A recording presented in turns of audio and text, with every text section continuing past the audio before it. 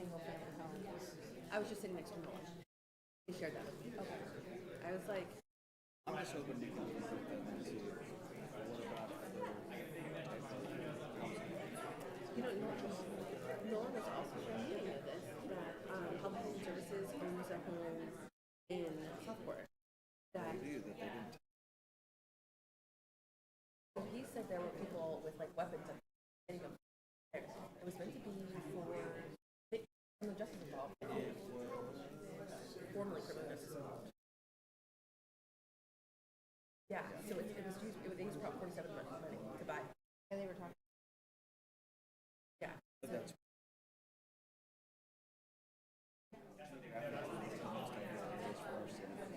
Well, that's, I asked about site selection. Like, you don't want a house in Southport that you can't walk to bus stops and move around and get to your job or whatever. Like, I think naturally.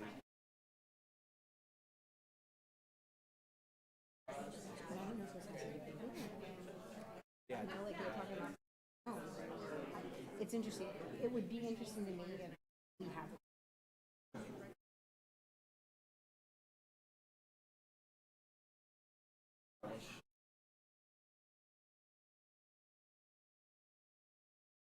I think that makes it small. They had mentioned that they had seen a property. They had seen a property in Dunnigan. A motel in Dunnigan. Which to me was Yeah, like, I mean, there's one sort of someone who was already right one. Everything's going good. How was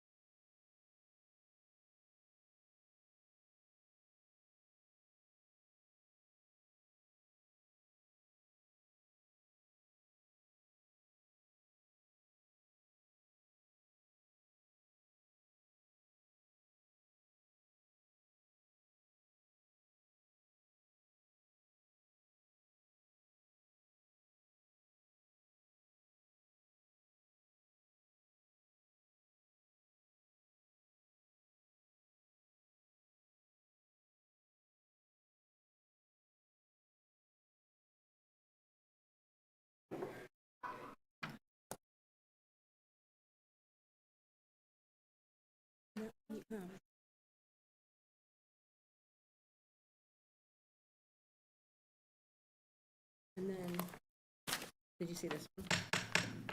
Okay, now that all the council members with Councilmember Orozco absent, I call to order the March 20th meeting of the City of West Sacramento City Council, West Sacramento Redevelopment Agency, and Finance Authority. And I also want to welcome former council member Mike McGowan, former supervisor as well, to the room.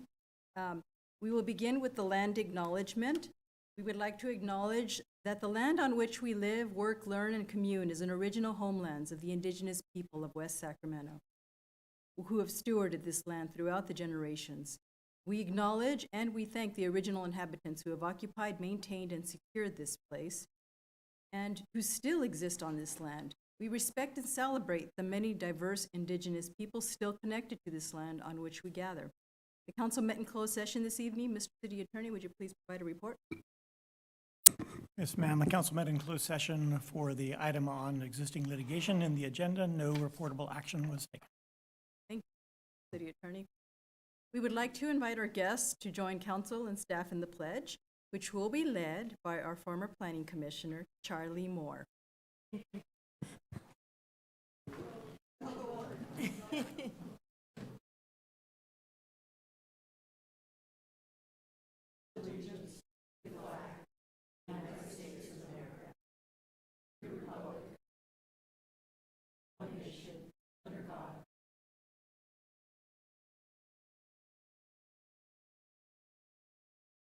Thank you to my fellow Rotarian, Charlie Moore. As is noted on our agenda, City Council is prohibited by state law from discussing or taking action on items that are not brought up under item 1 for public comment, but it provides an important opportunity for a public forum. The public is given an opportunity at this time to address City Council on issues not listed in the agenda. We do ask that anyone wishing to address the council on this or any other item, please fill out the request to speak card and return it to the clerk.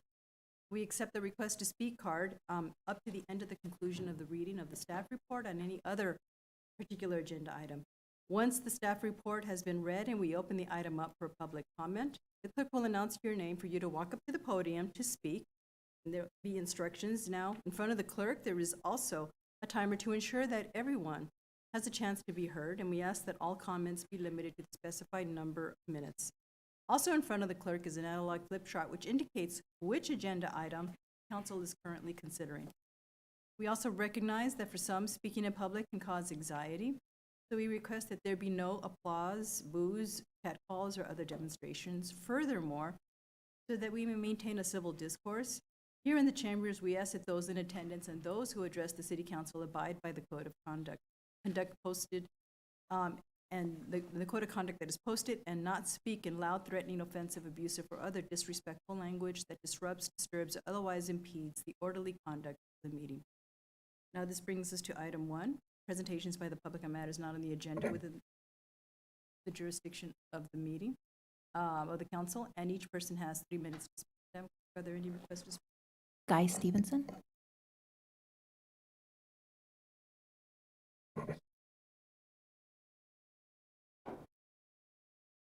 Madam Mayor and City Council members, I have a concern that I brought up to him, and I've also brought it up with other people, like the feds to be exact. This issue with your housing over here with Mercy Housing. That is a real big eyesore, and I personally believe that it needs to be audited and by the Health and Human Services that run it, because whatever they're doing, they're not doing it right. You people see out front doing drugs, drinking, and it's a big, big eyesore, as well as a lot of service calls from the police, ambulance, fire department. They've had 3 ODs there from fentanyl and heroin, which can be verified. So this program's been open for 1.5 years. There is a lot of problems going on in that building. And the crazy thing about the housing over here, it's very easy to get into compared to across the bridge. Over there, they're very strict with drugs. If you do drugs, you act like a fool, they'll kick you out. Over here, they're a little bit more, they work with you, but I don't see anything that the city is doing. I personally believe, Mayor, that it needs to be audited by the Health and Human Services. And I think it's a big, big eyesore right here on West Capitol. I don't want to see anybody lose life. They lose their life. And in my industry, that's not good, because you have to notify the family, and it's not good at all. But my thing is there needs to be accountability for the people's auction. If they're not going to get help, then, and they're not going to utilize the help that they offer, then they don't need to be there. There's a lot of people in here that need housing. And I just believe that it needs to be audited. I hate to say it. I ain't trying to throw Rob Strange or the city or anything, because Rob Strange is a hell of a good guy. I just don't want to see any more deaths come out of there from drugs. And it's like a big old party down there in front of that building. I've driven by there and I say, what is this? All these people are standing out here utilizing drugs and drinking, and it just doesn't look good for West Sac, at least me it don't. But anyway, thank you very much for your time. Ladies, have a great night. Thank you, Mr. Stevens. Robin Davis.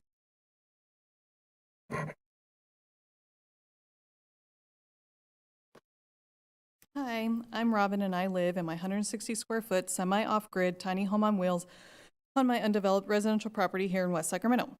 Tiny home related information that I thought was a great example of why the one size fits all with our building standards and codes is contributing to the shortage of smaller homes all over the country.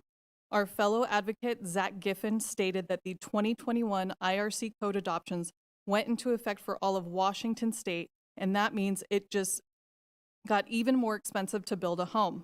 The biggest cost increases are due to aspects of the code that are intended to make homes more energy efficient. This means that the majority of Washington state will require almost all new homes to have R21 insulation in the walls with an additional R5 on the exterior, as well as R38 in the floor and R60 in the ceiling. This does not make sense for tiny homes under 400 square feet, as they are already inherently energy efficient. So the solution is to have the insulation requirements on a sliding scale based on the interior square footage. By lowering the minimum energy requirements, we would not only reward the people who choose to live in smaller homes, but it would go a long way to help us develop smaller housing types that would ultimately have more of an impact on our collective carbon footprint. Our codes, our zoning, our impact fees, and our permitting processes need flexibility and sliding scales to incentivize the building of smaller homes. This affordability and flexibility will give more freedom back to the people to build their own affordable housing, rather than to be completely dependent on what wealthy developers are choosing to build for us. Switching gears, I also wanted to quickly share how excited I am to be a part of the First Community Academy and super grateful for the opportunity and meeting more neighbors and staff. Our first meeting was yesterday and it was the city manager's office. I really appreciated the data analysis given by HR and learned that the majority of staff live within a 10-mile radius of the city, and learn all that Jennifer and the clerk's office does, everything from election stuff to the commission meetings and all the agendas, the flood control information. Was really educational, and learning about the materials used for our levees, the amount of funding needed to replace our levees, and overall flood risk was really interesting. The port is always fascinating. I would love to learn more about this 46-mile man-made ditch, the 30 current tenants at the port, and the current business plan for the port. So thank you to the city manager's office for all the presentations and answering our questions. And thank you, Katie and Kaisa, for facilitating and organizing this academy. Thank you, council, for approving this opportunity for the community. I can already see its potential for bringing those gaps and disconnections that some may feel from the information or from staff and from government as a whole. Thank you. We have no additional requests to speak on this item. Okay. Next, we have, under presentations, we have 3 proclamations. And the first will be a proclamation of the City of West Sacramento City Council declaring March 31st as Cesar Chavez Day. We have Councilmember Alcala who will present that.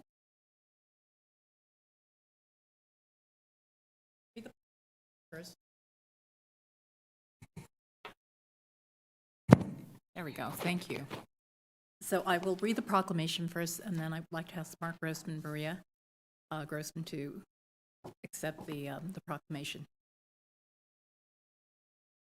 Proclamation of the City Council, City of West Sacramento, recognizing March 31st, 2024 as Cesar Chavez Day.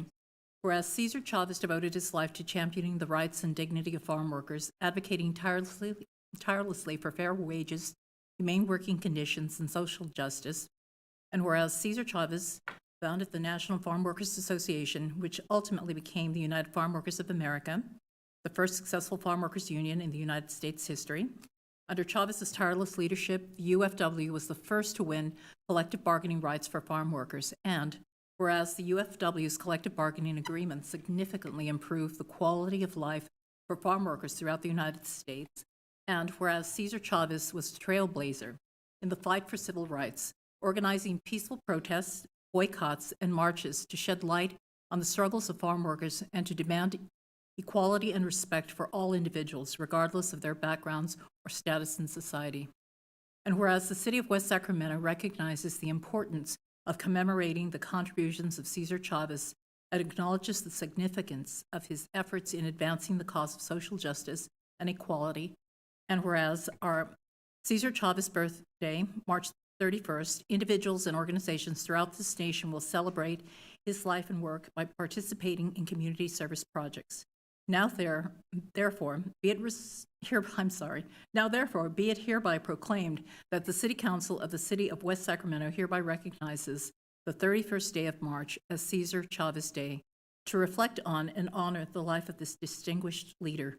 We urge all residents of West Sacramento to observe this day as an occasion for reflecting on Cesar Chavez's teachings and reaffirming our commitment to the relentless pursuit of justice, equality, and dignity for all. Proclaimed this 20th day of March, 2024.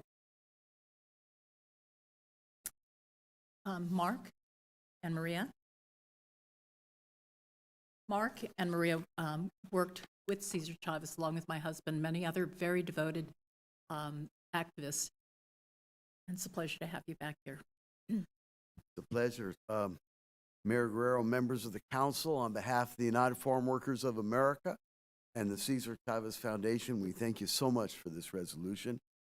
You mentioned the land acknowledgement, and I just wanted to point out Maria Lopez, my wife, is the communications director for James Ramos, assembly member from San Bernardino, who is the first California Native American ever elected to the legislature, and does a lot of pioneering stuff on Indian rights and tribal issues. It's especially nice to see our friend, Councilmember Alcala. I worked with her husband, Carlos, when he was a young UFW attorney back in the 1970s. Here, I want to just do something a little different. I'd like to briefly highlight some of the lesser-known aspects of Cesar's character that transform what most people know about him and reflect what I witnessed in the 24 years that I worked for him as his spokesperson and speechwriter and personal aide. Cesar would often give up secretaries or office workers. When they're good, you naturally want to hold on to them, but not Cesar. When he spotted young people who he thought had talent, especially if they came from a farm worker or a working class family, he would convince them they could do something more, an accountant, an administrator, a negotiator, and he would really push them hard to do it. Sure, he wanted results at the office, but he saw the greater good of helping people fulfill their dreams some of them didn't even know they had at the time. He literally gave hundreds of young women and men opportunities no one would have given him when he was a young migrant worker with an 8th grade education. Thousands more credit the experience and training of working with Cesar for lifetimes of social political activism. And wasn't that what he wanted for farm workers too? The capacity to negotiate with their employers as equals across the bargaining table, so they wouldn't just have to take orders all their lives. He also spent his career speaking out against machismo. He worked hard to bring women into the union as organizers and staff and leaders. Whenever he spoke to a farm worker audience or a Latino audience, he would speak directly to the men and boys about what it means to be a man. He would say, being a man is not going out on Saturday night, getting drunk at the bars, coming home and pushing your wife and kids around to show how macho you are. He'd say, being a man is taking a stand for the union, signing a union card, speaking back to the foreman or labor contractor, making a better life for your family. If you didn't know who he was easy to lose in a crowd. He looked and dressed and talked and behaved pretty much like the people he was trying to help. Farm workers and Latinos especially would look at him and they'd say to themselves and each other, you know, he could be my father, my husband, my brother, my uncle, my son. And if Cesar Chavez can do these great things, maybe I can too. Cesar would say his job as an organizer was helping ordinary people do extraordinary things. He gave them faith that they could challenge and prevail over one of California's richest industries. Maybe that's why he succeeded where many others with a lot more resources and a lot better educations tried and failed for 100 years before him to organize farm workers. Cesar Chavez's union never spent more than $6,000 a year on him.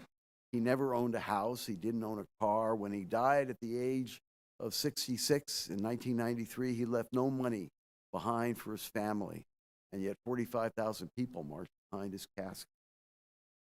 Millions of Americans from all walks of life and multiple generations trace their social and political activism to him.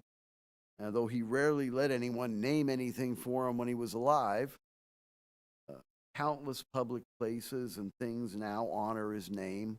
Streets and parks and schools and libraries, a postage stamp.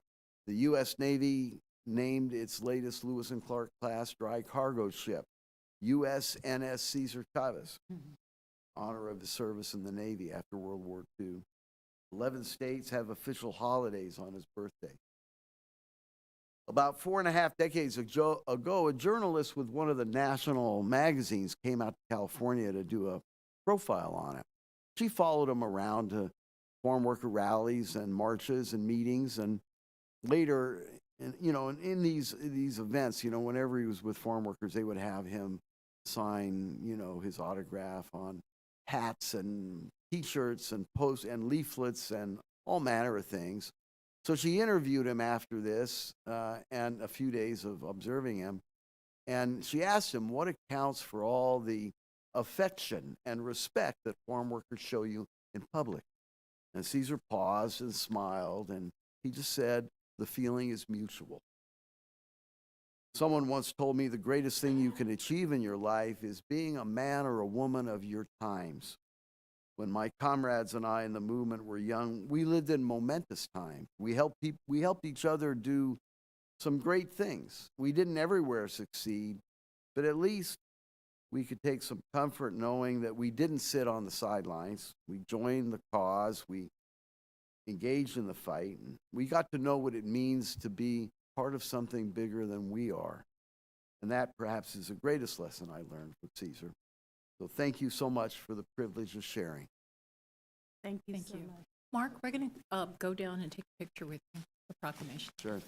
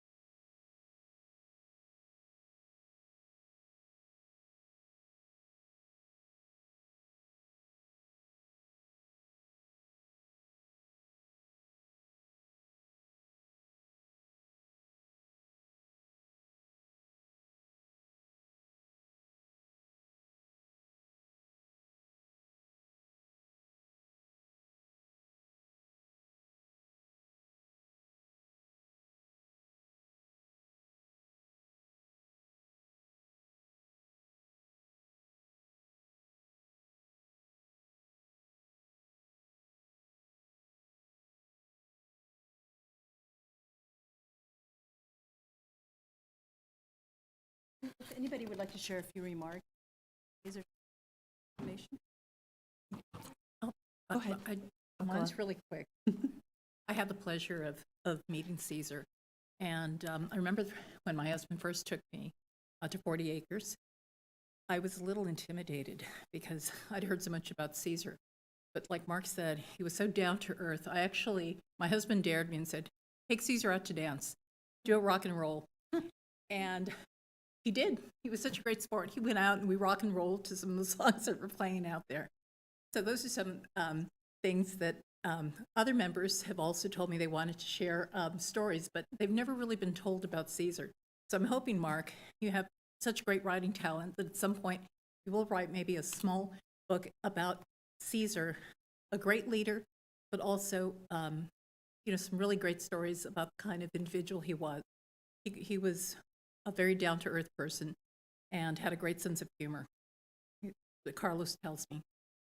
People don't always know that about our great leaders. So, one more thing I wanted to mention, there is going to be a Cesar Chavez March on May 30th. It's starting at 10 o'clock until 1:30 at Southside Park. That's on 6th and T in Sacramento. And they're going to have speakers out there, live music, Aztec dancers, and food trucks and many vendors. So if you have an opportunity, please go down. That's it. So one, I was so moved by your story. Councilmember Akla is absolutely correct. Not only do you have just a beautiful writing talent, but I felt like I was with you there and able to see him in my head. And it was wonderful. Like I got the spirit of Cesar Chavez. I also wanted to commend my colleagues because I know that I don't think we necessarily made a big deal about it, but I think it was last year we had both Juneteenth as well as Cesar Chavez Day celebrated here in our city, and now our city staff have those days off. And that was not something that we had before this council came together. And it's just important for me to note that, and we heard both tonight, and I think we all are aware of the contributions that were made by Cesar Chavez, as well as so many of us that are advocates, community advocates, stand on his shoulders. And so thank you so much.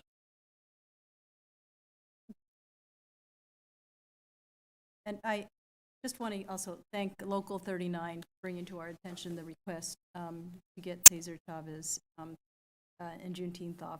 It was something that labor always continues to do here in our city. Labor representative here for the longshoremen, and just the words you spoke about what he meant to many others, including yourself. Your expression of who he was. I never got a chance to meet him. Wish I did, but I think he was definitely a role model for all of us to follow. And so happy to hear some of the stories you shared. I would love to read your book when you write it. Thank you so much for being here tonight. I am so grateful and honored that you came here tonight to accept the proclamation. So thank you. Next, we have our proclamation of the West Sacramento City Council recognizing March 2024 as American Red Cross Month, and we have Mayor Pro Tem Early who will be presenting that. Absolutely. So I am going to read the proclamation. We actually just got to see each other in Yolo County. We accepted the Women's History Month as well during that time. So for American Red Cross Month, whereas since the early 1900s, the American Red Cross has provided aid to local families in need and played a critical role in helping prevent, prepare for, and respond to emergencies. And whereas today, kind-hearted volunteers in our community and throughout the Red Cross California Gold Country region provide a beacon of hope for our neighbors in need. And whereas through their selfless contributions make a life-saving difference in people's darkest hours, whether it's delivering shelter, food, and comfort during disasters, providing critical blood donations for hospital patients, supporting military families, veterans, and caregivers through the unique challenges of service, saving lives with first aid, CPR, and other skills, or delivering aid and reconnecting loved ones separated by global crisis. And whereas in the past year, the local chapter of the American Red Cross has provided assistance to 32 fire victims in West Sacramento, Woodland, Davis, and Winters, whose homes were destroyed or heavily damaged by flames and smoke. And whereas Red Cross YOLO volunteers provided disaster preparedness training to more than 386 individuals in our community during the past year. And whereas the Red Cross works with the West Sacramento Fire Department and YOLO's Fire Safe Council on disaster preparedness projects, which include free CPR training, and whereas local volunteers have also supported families in other ways by distributing and installing hundreds of smoke detectors at residences in West Sacramento mobile home parks, and whereas this life-saving work is vital to strengthening our community. Now, therefore be it hereby proclaimed by the West Sacramento City Council that March 2024 be designated as American Red Cross Month in the city of West Sacramento, and that our residents be encouraged to reach out and support its humanitarian mission, proclaimed this 20th day of March 2024. And we would like to invite our guests to come up and, provide any comments if you'd like. And, Yes, and our guests are, thank you, Mayor. Our guests are Fred Bustillos, Keely Mendez, and Michelle Townsend. Good evening, City Council. We are very proud in West Sacramento to have Red Cross now be Yolo County as its own service to West Sac. On the November 27th coming up will be a National Sound the Alarm event, and we'll be really busy in here in Yolo County. We are currently looking to increase our group maybe by 15 or 5 to 10 new volunteers. We do have information out here in the office. Right over here on the desk. That if anybody wants to stop and pick up some information, more than welcome to. We are currently focused on Latino communities and low income to get to the residents that aren't able to get out and look at our services.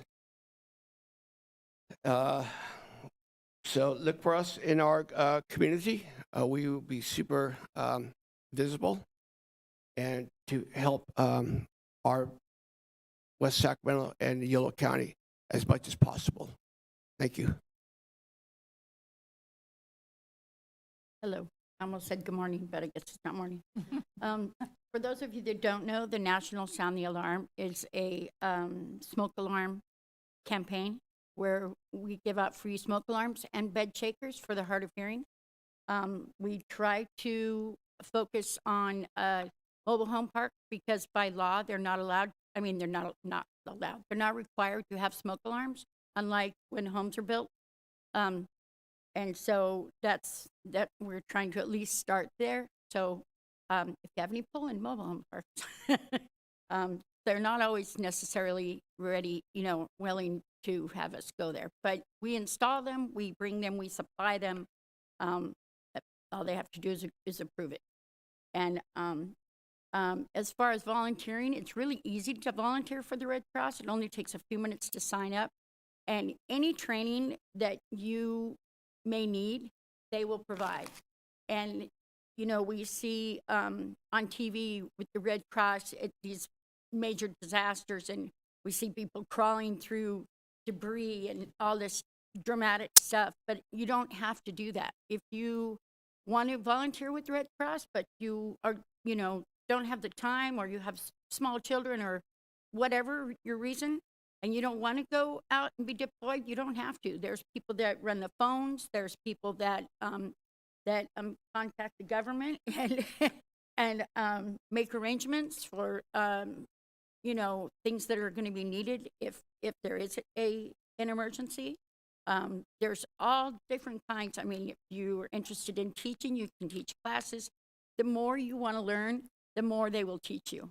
and it's completely up to you. So if you want to just volunteer remotely and be at home, and you might be that person that calls and deploys that team, which is the disaster action team.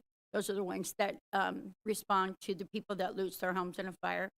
So you could be at home and calling those people just to tell them, okay, you need to go to this scene, but you never leave your house, but you're still volunteering for the Red Cross. So it's really easy to volunteer, and so the more people we have, the better off we are.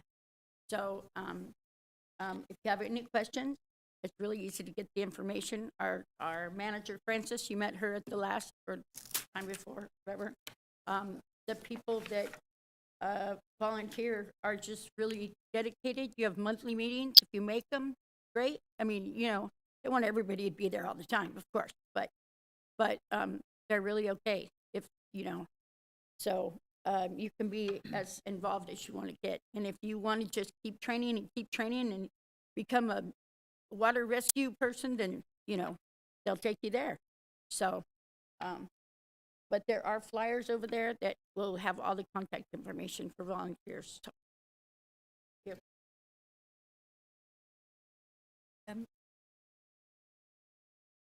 Michelle, we're gonna go down and take a picture right now? Okay. Right, perfect.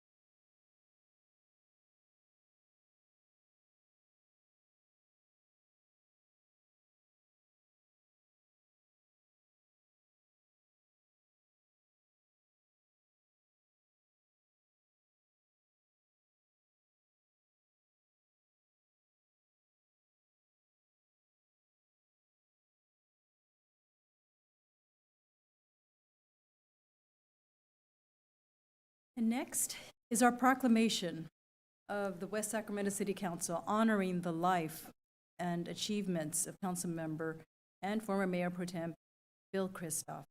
I'm going to read the proclamation, and I'm going to ask family members and friends just to share a few words and memories of what Charlie always called us Billy, you know, to come up and share your thoughts. And we also are so grateful that you're here to receive the proclamation from the city of West Sacramento. And then we'll go down and take a photo with you.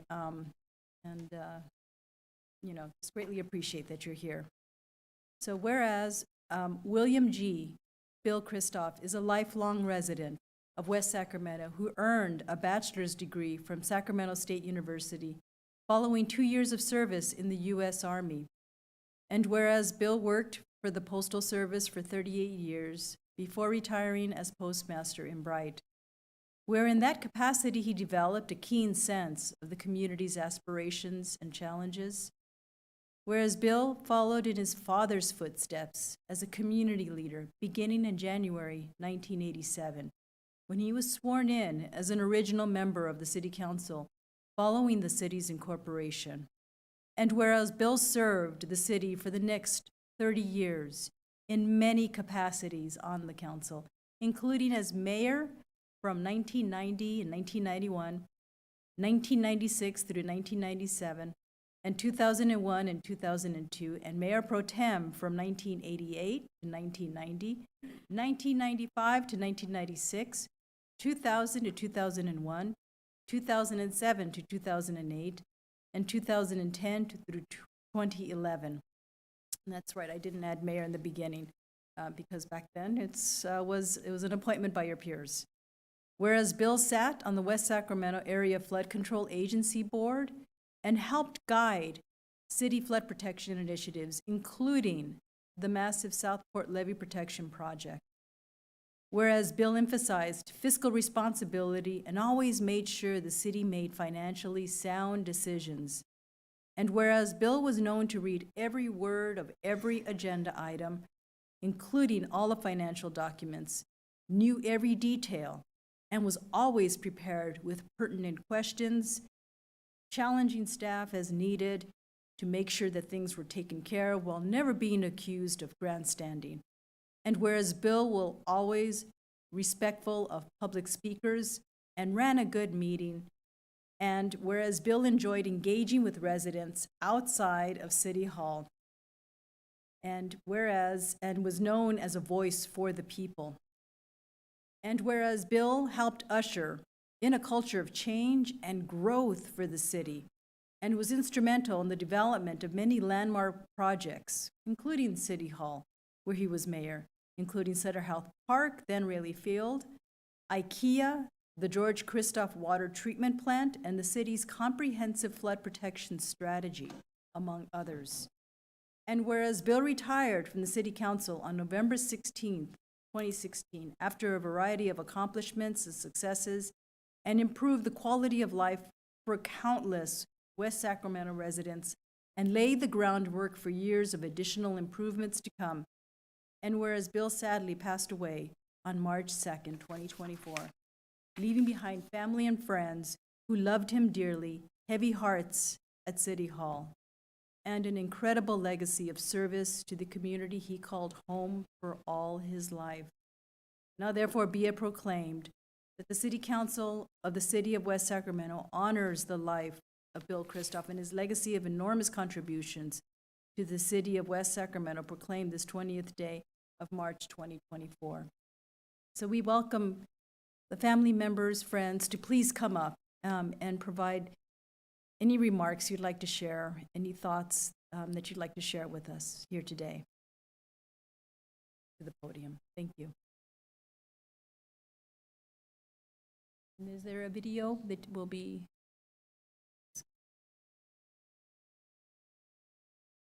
No, thank goodness. I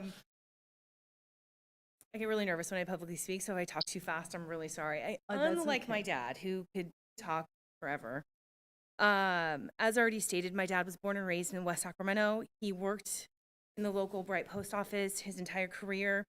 He loved the city, and he enjoyed so much being a part of the city council. He really enjoyed watching West Sacramento grow and the change that happened here. But most importantly, he loved the community. He loved talking to, his fellow community members. He loved his friends, his colleagues, and his family.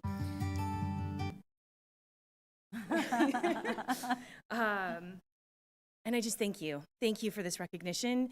And it means a lot to myself and my entire. Thank you so much. Yes, Mike McGowan, please come up to the podium and share some thoughts with us.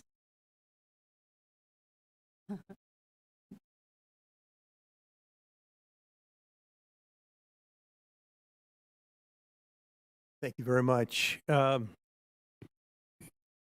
Yeah, needless to say, I've gone through a bit of an emotional thing here since we lost Billy the other day. A lot of thoughts and memories have come back, but I want to just say a couple things about it. What I learned from Billy is that his North Star was always what was in the best interest of West Sacramento. He really did put that ahead of any other consideration. Yes, he had some biases and prejudices and some groups that he was trying to facilitate and help, but he never crossed the line beyond that which he thought was really in the best interest of the community. And he knew where that line was. He wasn't. There was not an ambiguity for him. Also, Billy's presence on the council for all those years gave the council a legitimacy and a stability that I think many people don't really appreciate and recognize. As long as Billy was there and he supported something, it was okay. We didn't have to worry about it because Billy wasn't going to do something that was crazy or wild or bad for the community.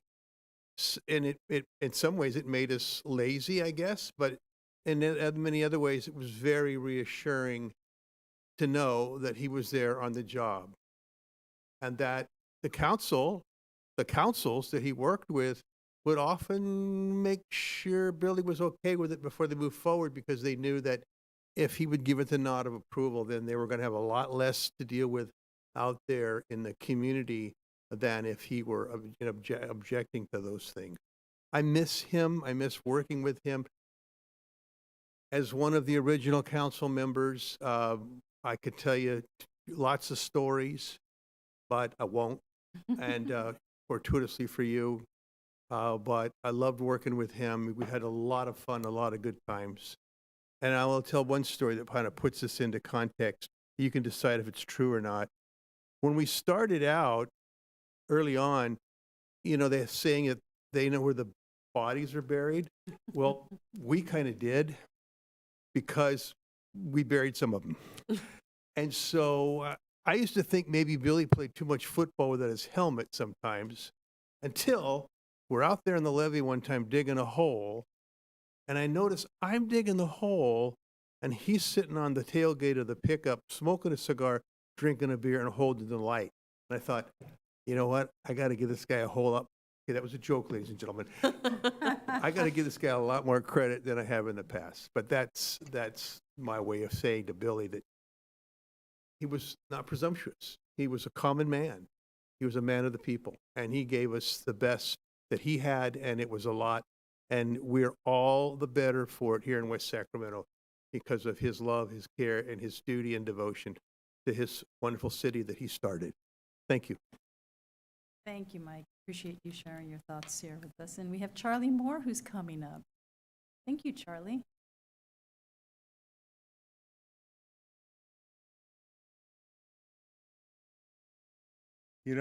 Billy was a good guy. Jeff had dark hair when he worked with Billy. Look at him today. Aaron, you're getting awful close too. So and then you got Tilly in the back. He was unbelievable. Billy had all these grand ideas of things he wanted. Low-income housing, Aaron had all those. If you go downstairs and you look at the entryway, there's a plaque talking about all the council members, including Mike and everybody else that built City Hall. Billy was mayor that day. Look at the plaque. It says Billy was mayor. It's kind of fun. It was fun to watch him work. I got appointed to the Planning Commission after the attorney said, you guys really can't be the Planning Commission and the City Council.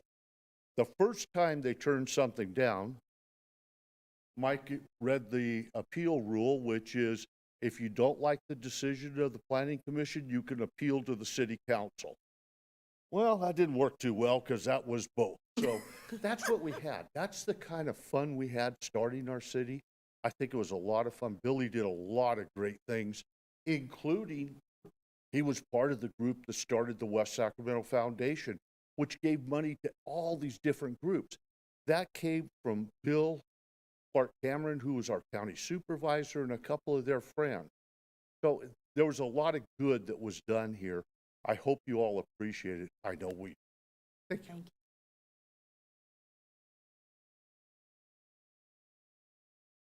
Right. And we have our city manager, Aaron Laurel. Would you like to share a few words?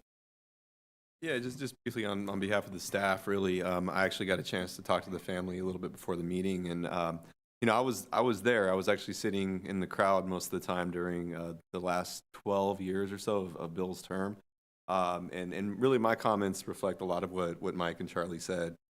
He was just such a steady hand, and you knew what you were going to get from Bill. What I really appreciated with him is when Marty was the city manager, he would come into my office sometimes and say, "Hey, can you call Bill on this particular issue?" He operated very much on the phone. Always had great questions. Was always really prepared. But more than anything, he had such a legacy with the city, and just really appreciating that. As I stepped into this role, I would see him, after he left the council at the grocery store, and was always really encouraging. And I know he really appreciated all the work that our staff did. Several of us were there at the time. The little anecdote that always sticks out in my mind with Bill, though, and since Charlie's here, I'm sure he'll appreciate it. When he ran for office multiple times, and I just remember those last couple election cycles, you'd see this sign, all it said was, "Good job, Bill." And if that's all you need, I mean, that says a lot right there about how important he was to the city's history, and just feel fortunate to have been on staff for a lot of his years on council, and we'll miss him. So thank you. Thank you, Aaron. And any thoughts from the council members at this time? Yeah, I have some comments, and then our colleague Karina Roscoe could not be here tonight, so she shared some with me to read as well. So my family moved to West Sacramento in '87, this year the city was incorporated, and as long as I have known West Sacramento, I've known Billy Christoph. I've only known him as Billy Christoph. I remember attending city council meetings as a young child with my dad, John Soltizio, and seeing Billy up on the dais. And now it's an honor to sit here tonight and present this proclamation with my colleagues. Service to West Sacramento as a council member is really a labor of love, and Billy labored in love for 30 years, but his love for the city never ended. As I prepared my comments for tonight, I thought one of the best people to speak to him and his personality and his work was a colleague of his. So I actually reached out to the legendary Mike McGowan and talked to him about Billy. And when I mentioned his name, he smiled, he sat back, and he crossed his arms. And he said what he said tonight, that Billy's North Star was what was in the best interest for the community. If Billy was on the dais, the community knew that they were okay because Billy was on the job. He worked hard and earned the community's trust. He did what was best for West Sacramento. I think that's important to say again because he left incredible shoes to fill, and I will work very hard every day to uphold the same standard and make his memory very proud. So thank you to the family for being tonight, and thank you for giving him to the community for so many years. And my comments from, or I shouldn't say my comments, excuse me, comments from Councilmember Karina Orozco. Ralph Waldo Emerson once said, "Do not follow where the path may lead, go instead where there is no path and leave a trail." And to this, a young William Christoph heard and followed the charge. It's hard to quantify and characterize the impact of his leadership thereafter. As postmaster, Bill touched the lives in the broader community with the stature of a second father to many and a beacon of hope for the rest. Although he loved his community and committed his life to leading West Sacramento forward, his first true love was Brenda, his wife and life companion who stood by his side until his last days. West Sacramento wouldn't be what it is without his brilliant commitment and passion for making our community a better place for families to live. I would not be the leader I have been for the past 8 years without Bill's guidance and mentorship. I will miss him so dearly, but will continue to do my best to honor his vision through passion for our community. To Bill's family, including Charlie and Barbara Moore, thank you for sharing him with us for all of those years. To Brenda, I'm sorry I could not be here tonight to tell you directly how much Bill meant to all of us. We knew you were such an instrumental part of his effort. Just know you have an extended family who you can forever call on in his absence. My family stands with everyone here tonight who will miss this brilliant man.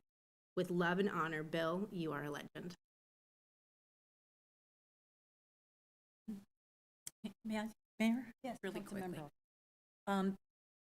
After our last council meeting, I went and shared with my mom some things that had happened, and I also informed her of Mr. Christoph passing away. And she was really sad to hear that. She told me that she and my Aunt Gracie would often go to the post office. Mr. Christoph would actually invite them in for coffee. And he would tell them, so girls, what do you think about the way the city's being run? And of course, they'd, talk for a long time with him. And he'd say, well, that's good to know. And what would you like to see? And they were always so touched that he was actually asking them where they wanted to see the city go. She was really sad to hear that because sometimes as city council members, we get really busy and we don't have a lot of time to meet with constituents, even though we'd like to. But he always made it a point to make people feel included in the conversations of what was happening in the city and what their visions were for that city. And I think he incorporated a lot of that, obviously, with his tenure here on the board as a city council member. So I just wanted to mention that. I thought that was something I didn't even know until my mom told me, the way he had reached out to them and the fact that he actually had coffee with them every time they went into the post office. And he would say, this city does have money. We're going to do some good things for the people here. So I just wanted to share that little story.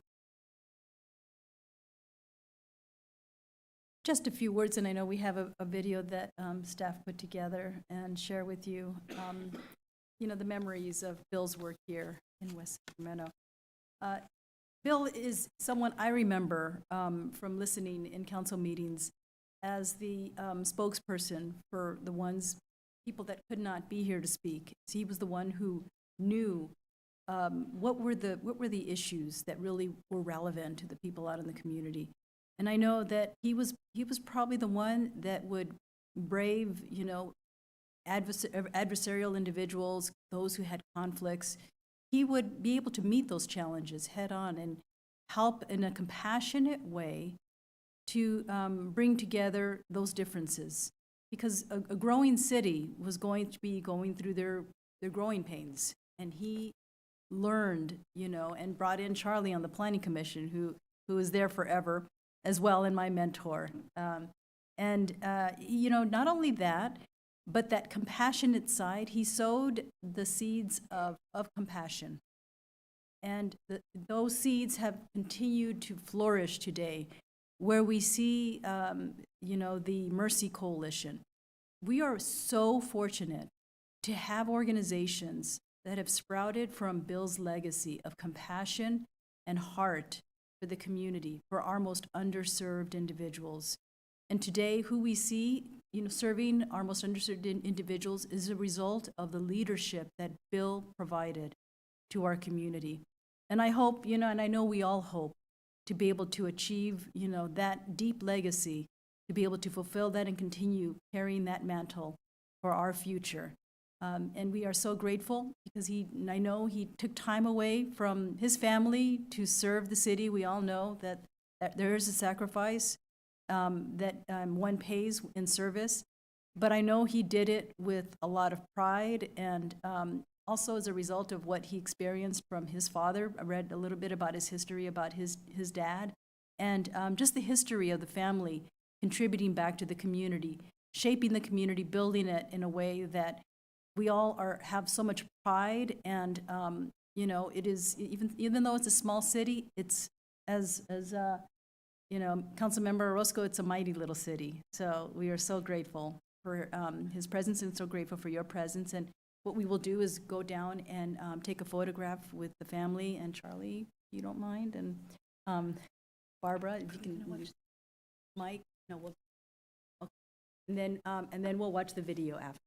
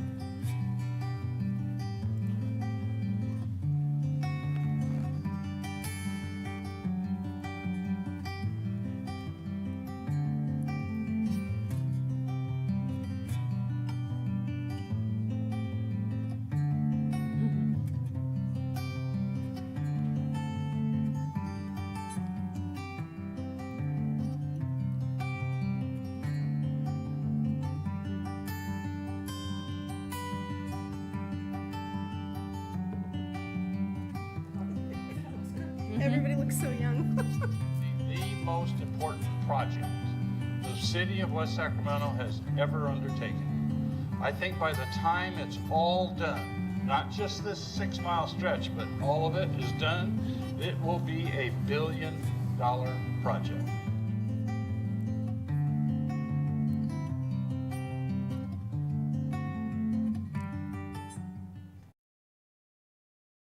So thank you so much on behalf of West Sacramento. Thank you for this wonderful service.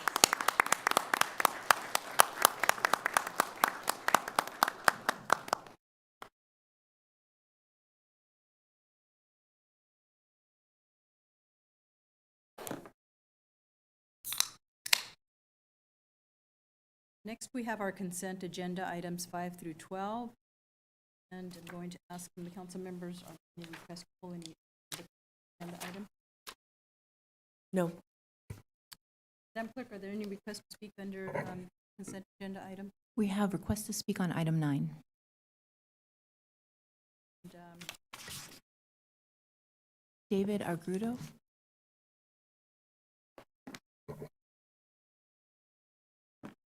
Hi, good evening, Madam Mayor and Councilwomen. It's a pleasure to be here with you today. It's amazing to, I'm here to talk about the Gold Mountain distribution and the potential termination of the development agreement. But when I started this journey here, I remember the streets and how they look in that side of West Cap and no sidewalks. But as I came in today, it's amazing the transformation you guys have done there. But today I just wanted to, I sent an email out to the council as well as the city manager, as well as the staff. But I would like to also leave one for the city clerk to put on the record. But I'm here today because last time we were here on September 27th, we ended up talking about the stuff that was uncurable, things that we had cured, and some revenue that was represented or stated when HDL's audit had been done. I'm not going to read the entire email, but I hope that you had an opportunity to read it. But one of the things is that, first I want to thank Seamus for updating the council with respect to the payments that were made. Yes, we entered into a payment plan for 6 months installment, or 6 installments, and 1/3 of that has been paid as of March. We have done everything that has been asked of us. We continue to move forward. The challenges that we face is, we lost several financial opportunities because the ownership amendment process was not done in a timely manner. Something that is extremely important to point out is that the ownership modifications and payment of $1,000 was submitted on January 2022. That was almost exactly 1 year before the scheduled HDL audit. I find it very difficult to understand why the city could not process this either administratively or to the city council within that year's time. Once we started the audit, I was told that this wouldn't be processed until after the audit. Once the audit was finished, I was given another reason as to why this modification wouldn't move forward. Once we enter into a payment, once we did the cure and once we enter into a payment plan, was told that not until the payment in full was paid.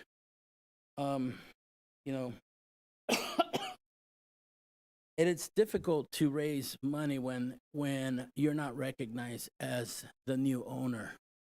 For over 26 months, I've been trying to have this change. We invested a lot of money during the COVID time doing the tenant improvements, and we asked that the only thing I ask is that, in conclusion, we are on track with our payment plan. We've cured all curable conditions. Can you wrap it up? Excuse me? Can you wrap it up? 3 minutes or wrap? Yes, and based on these documents provided, Madam Mayor, and the building,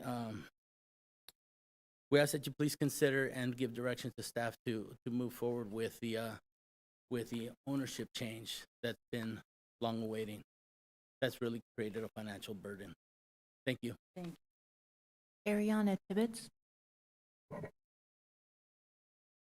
You have 3 minutes. Hi. So I feel very compelled to mention my grandfather right now. His name was Dr. Kermit Long.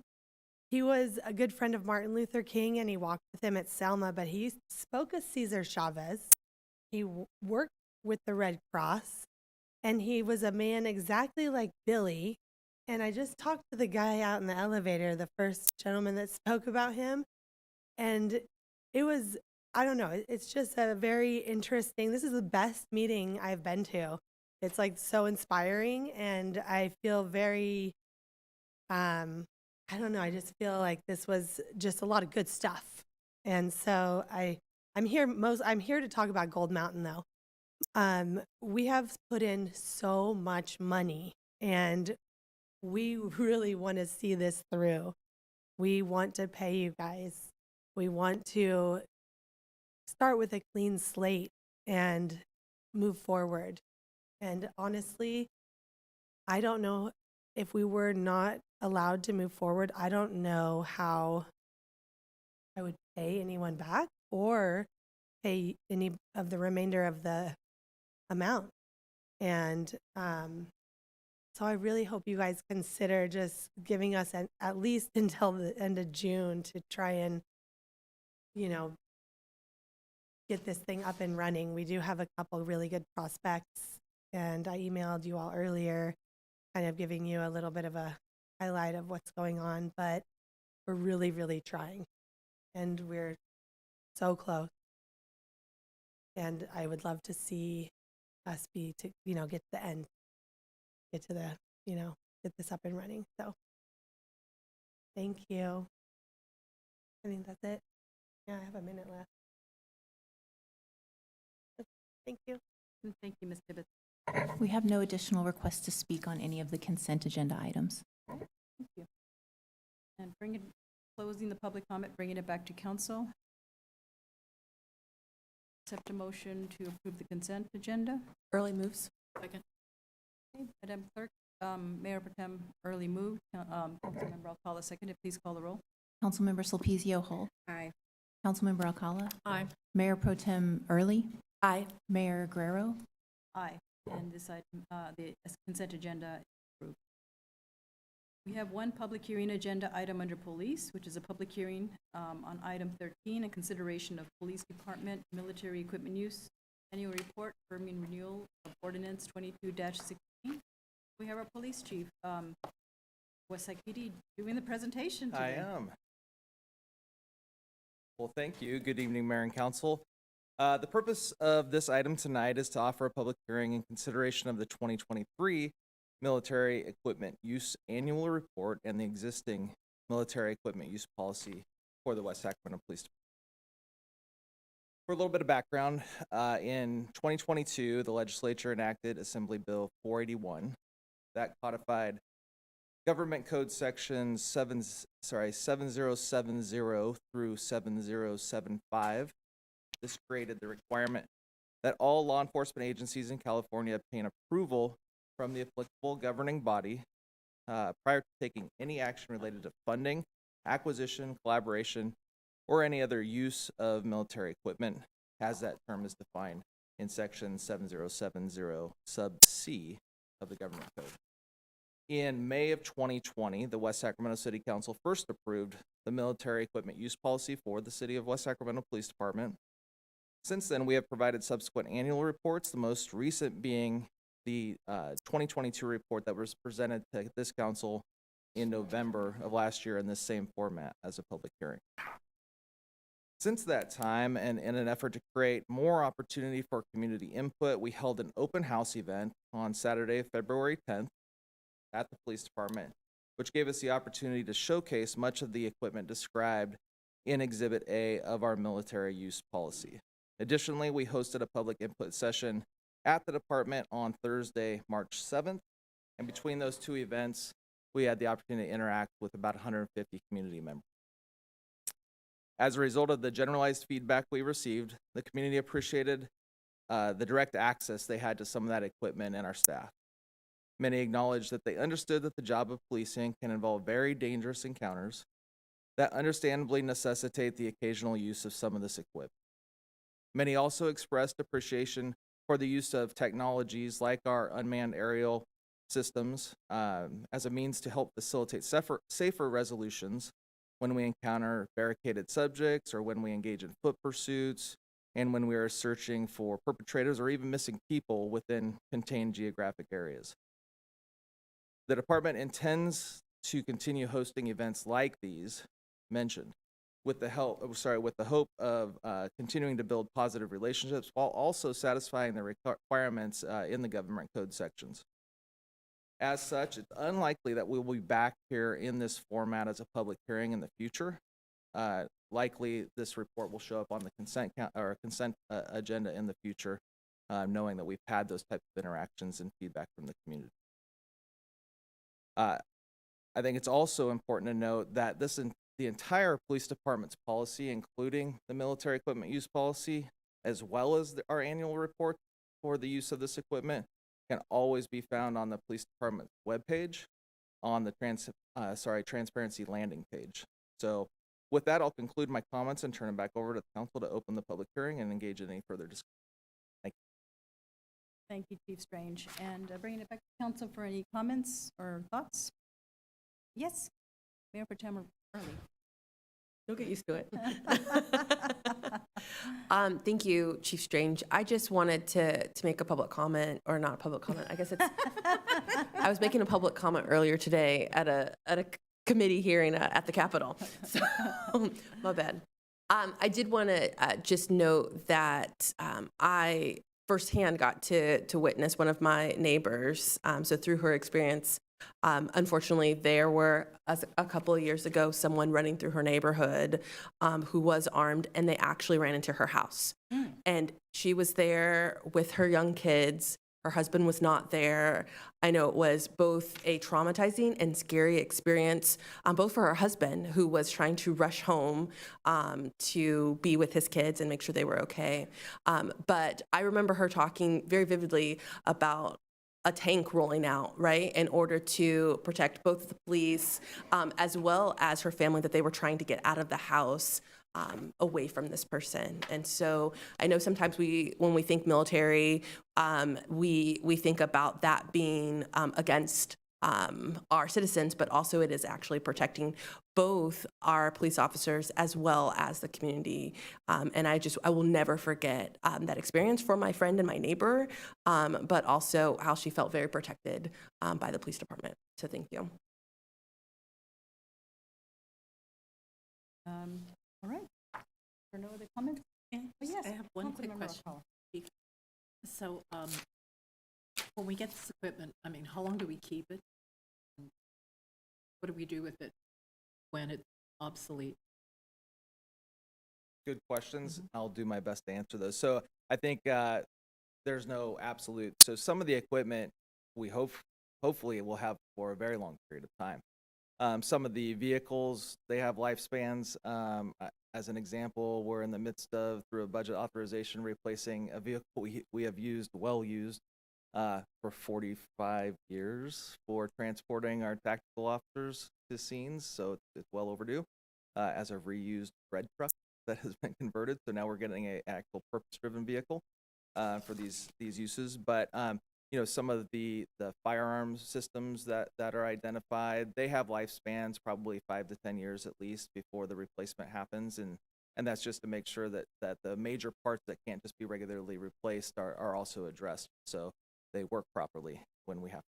So no set lifespan for all of these things, usually ballistic related equipment, things that offer some kind of protection against gunshots, typically have 5-year lifespans. There's certain elements that aren't worn typically that may have as much of a 10-year lifespan. So there will be continuous replacement of especially the expendable items like ammunition, like less lethal rounds, things like that you'll see those coming back annually, both budgetarily but also in documentation in these annual reports, as well as what was stated in this report is just flagging the fact that we are hopeful in the next couple years to move to not having to use our large military surplus armored response vehicle, commonly known as an MRAP, and hopefully be able to go to a more nimble, more domestic use vehicle, commonly referred to as a Bearcat. And so that's identified as a potential future purchase that we're starting to put in this report now to flag that for you all. So when you do get rid of obsolete things, what happens? Where Yeah, do they go? typically if it was military surplus, we have to go through the government's 1033 program, which is their surplus equipment program. We have to get at least permission to for disposition of those items. Oftentimes they'll want us to try to, if it's still usable, give it to another agency. But sometimes due to that process, we are sometimes hanging on to stuff for much longer than we want to before we get the authorization to sometimes just destroy those items. So if that's the case with some of the firearms, we will do what we do oftentimes with other firearms seized that are not returned to owners, is we contract with a provider that melts all that stuff down. Thank you. The questions, Madam Clerk, are there any requests to speak from the audience? We have no request to speak on this item. All right, closing the public comment, bringing it back to council. I do have just a couple of comments here. Thank you, Chief, for doing the outreach that you did do. I was present, I think, I don't know, in one for sure. I know you had a couple of them. And also here, one in City Hall, where some of the items were on display. But I think as an ongoing basis, that's what our police department, and as a chief, you provided the leadership to make sure that we have transparency. And any concerns you hear from the community, I don't know if you've heard of any, but you did give us a kind of like overview of some of the comments and feedback, and I was able to see people even try on some of the things that, you know, that are protective of the bodies of the police officers, and even jump into the armored vehicles. And just to see, you know, what you do when you have a command station set out there, and the explanation that you go through to help us understand what's going on. So I appreciate how everybody was all hands, you know, being able to describe the various scenarios, even, you know, exactly what happened there. I think there was a car accident where it was cold, out at night, and you needed, was that the one with, I can't remember. Anyways, there was one event where it was really cold, and it provides as a form of shelter for our police officers as well, who have to be out there for a long period of time doing an investigation. So there's just various uses, and what I noticed was some of these were, you know, given to us by other agencies because they could afford the upgrade.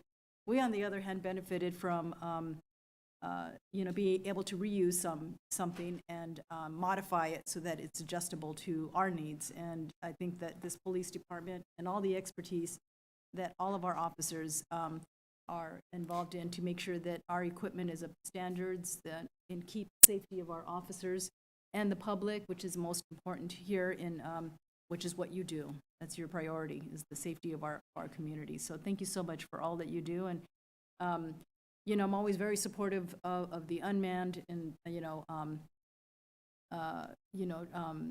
aerial, you know, use of being able to track down individuals and perpetrators, because it keeps our police officers safe, but also does the surveillance and the tracking of anybody else. Just all the resources and tools that you need, very supportive of it, you know, as you move forward and continue to look forward to participating in your outreach and community events. So thank you. Yeah, I appreciate that this consistently is a unifying item for this council, and the support of us leaning into that kind of technology to help improve the safety for our staff is vital. But also it takes real political courage at times to support continuing to have this equipment in this community, because the support and popularity of our profession has waned at times, and it's caused a lot of pressure at times. So I appreciate and very much respect the fact that you all help hold the line for us in that regard. So thank you for your comments. You're welcome. Thank you. With that, do we have to accept the report? Is that an action item here? Hearing. Yeah, I believe we're looking for you to accept the report. Accept the report. Early moves to accept the report. I'll second. Mayor Pro Tem Early moved, and Councilmember Sulpicio Ho seconded. Madam Clerk, please call the roll. Councilmember Sulpicio Hull? Aye. Councilmember Alcala? Aye. Mayor Pro Tem Early? Aye. Mayor Guerrero? Aye. This item is, and next is our regular agenda, item 14. Community development is a consideration of award of a professional services contract to HDR Inc. to prepare alternatives analysis, environmental documentation, engineering, design, and related work for the Enterprise Corridor and Bridge Crossing Project, and adoption of Resolution 24-21 approving related budget adjustments, CIP 11041, and our supervising transportation planner with our Community Development Department, Jason McCoy, will give us a presentation. Take it away. Thank you, Madam Mayor, Mayor Pro Tem, and members of the council. Jason McCoy. I do have a presentation here. The item before you is request for approval of consultant services for the PAED phase of the bridge, which is identical to what we've done for Broadway Bridge, for the I Street Bridge, and for the deck conversion. So this is yet another one that I'm bringing before this council. So again, this is the proposed Enterprise Corridor and Bridge Crossing Project.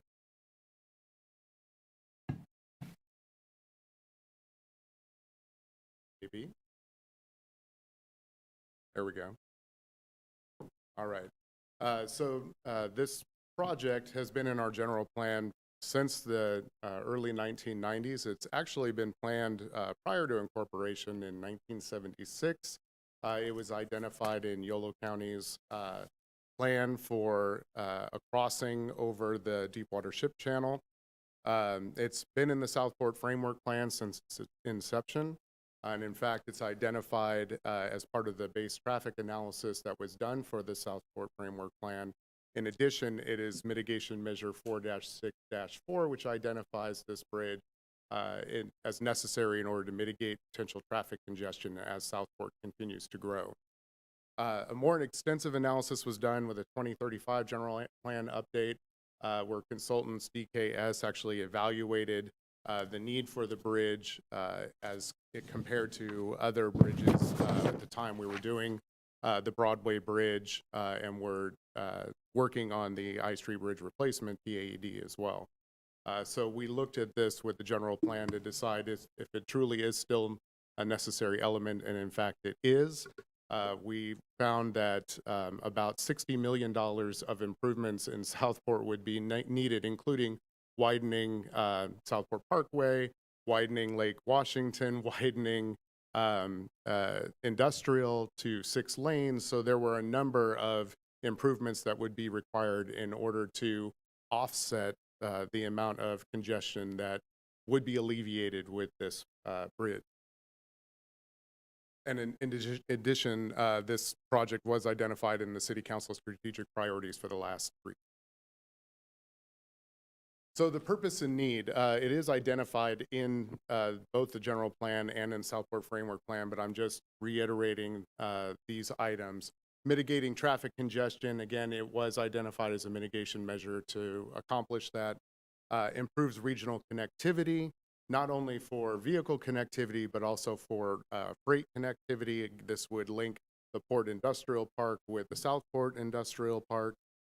It would reduce the amount of travel that trucks would have to make by a couple of miles from going all the way around down Lake Washington Boulevard to Southport and then into the industrial park. In doing so, it actually extends the life cycle of our existing roads. For anybody that's driven on Southport Parkway, you know that the potholes that are there are created primarily by the heavy trucks that are using this. This would eliminate the need to do that and actually would help preserve our existing road network, not only down Southport Parkway, but all the other roads leading up to that, including the heavily congested Industrial Boulevard and Harbor Boulevard intersection. This, again, reduces trip miles and in turn reduces carbon emissions that are associated with those trip miles. It would also, this is not just a bridge project that we're looking at, this is actually the entire corridor. So right now there's no bicycle lanes on Enterprise. There are no sidewalks on Enterprise except for a couple of spots where new development has occurred over by the Starbucks that's over by the freeway. But this would provide the ADA accessibility that's required. It would also provide bicycle network connectivity. In addition, it improves public safety and emergency response. Anytime you can connect, it actually reduces the amount of trip potentially that emergency services need to take.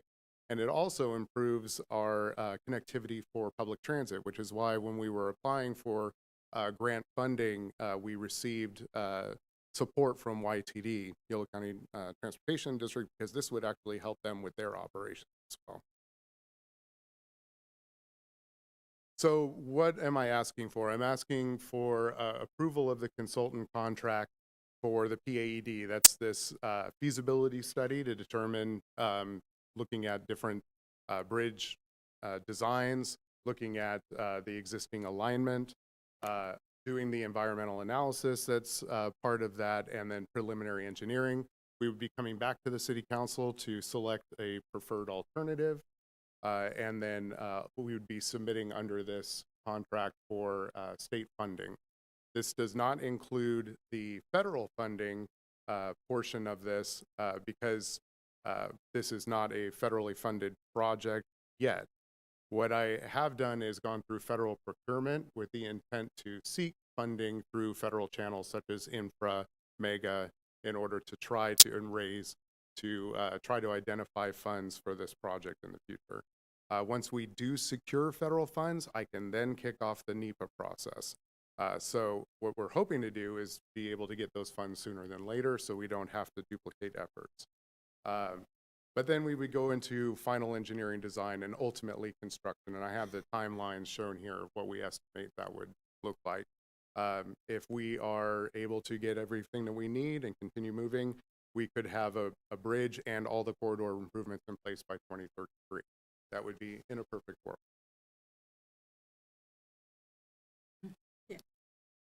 So evaluating bridge alternatives. So this is looking at the functionality of the bridge and the corridor, looking at construction costs, operations and maintenance costs. We would be looking at different bridge types. More than likely, the bridge type, if it were a movable bridge, would be a vertical lift bridge because distance, but it could also be a double-leaf bascule bridge or other bridge types that we also looked at for Broadway Bridge and for the I Street Bridge replacement project. This corridor and the bridge needs to be aesthetically balanced, and we're also going to be very mindful of potential impacts to the port and potential impacts to the local neighborhood. The corridor itself was preserved way back in the 1990s and 2000s, so we're not looking at different alignments because we have secured the alignment, but we are going to be looking at different bridge types and different corridor types. So we might be looking at bicycle lanes on either side of the road or a cycle track on one side. There's different alternatives that we'll be bringing to the city council as we move forward with this. I apologize, I keep going back and forth. So this is the image of what it looks like now. Part of what we're going to be analyzing is a no project alternative. So just like we have with all of our other projects, doing nothing may be the better option. In which case we would be going back to some of our other analysis that we did with the general plan, and then looking at, well, what do we have to widen in Southport? What do we have to do to make this work without a bridge? So no project alternative is always an alternative. We're also going to look at a low fixed bridge alternative. Now we know that that could potentially have impacts to the port, but I am following the Caltrans process, and the reason why I'm following Caltrans process is because it could be federally funded project, and with every Caltrans project that's federally funded, they want to know, have you looked at the lowest cost alternative? You need to look at the no project, you need to look at the lowest cost. To put it in perspective, for the I Street Bridge replacement, they had us look at other bridge types, including a fixed long bridge. We immediately had to eliminate the no bridge or the low bridge alternative because the Coast Guard said, no, that's not going to happen. So we did look at all of these different alternatives as well with our other Broadway Bridge and the I Street Bridge replacement. It could be a low bridge with a movable component. This is similar to what we wound up moving forward with the I Street Bridge replacement project, as well as Broadway Bridge. There's also the high fixed bridge alternative. So this is looking at not having a movable component, but just a larger bridge in itself. We know as far as capital costs go that this would be the most expensive option, but it may be a better option when you look at things like operations and maintenance costs of a movable bridge component. So all of this needs to be reviewed in order to have a comprehensive analysis of the corridor and the bridge. I did mention multimodal connectivity, so the corridor needs to be looked at for ADA compliance, for bicycle and pedestrian compliance. So we're looking at different options. The areas in orange north of I-80 are existing bike lanes.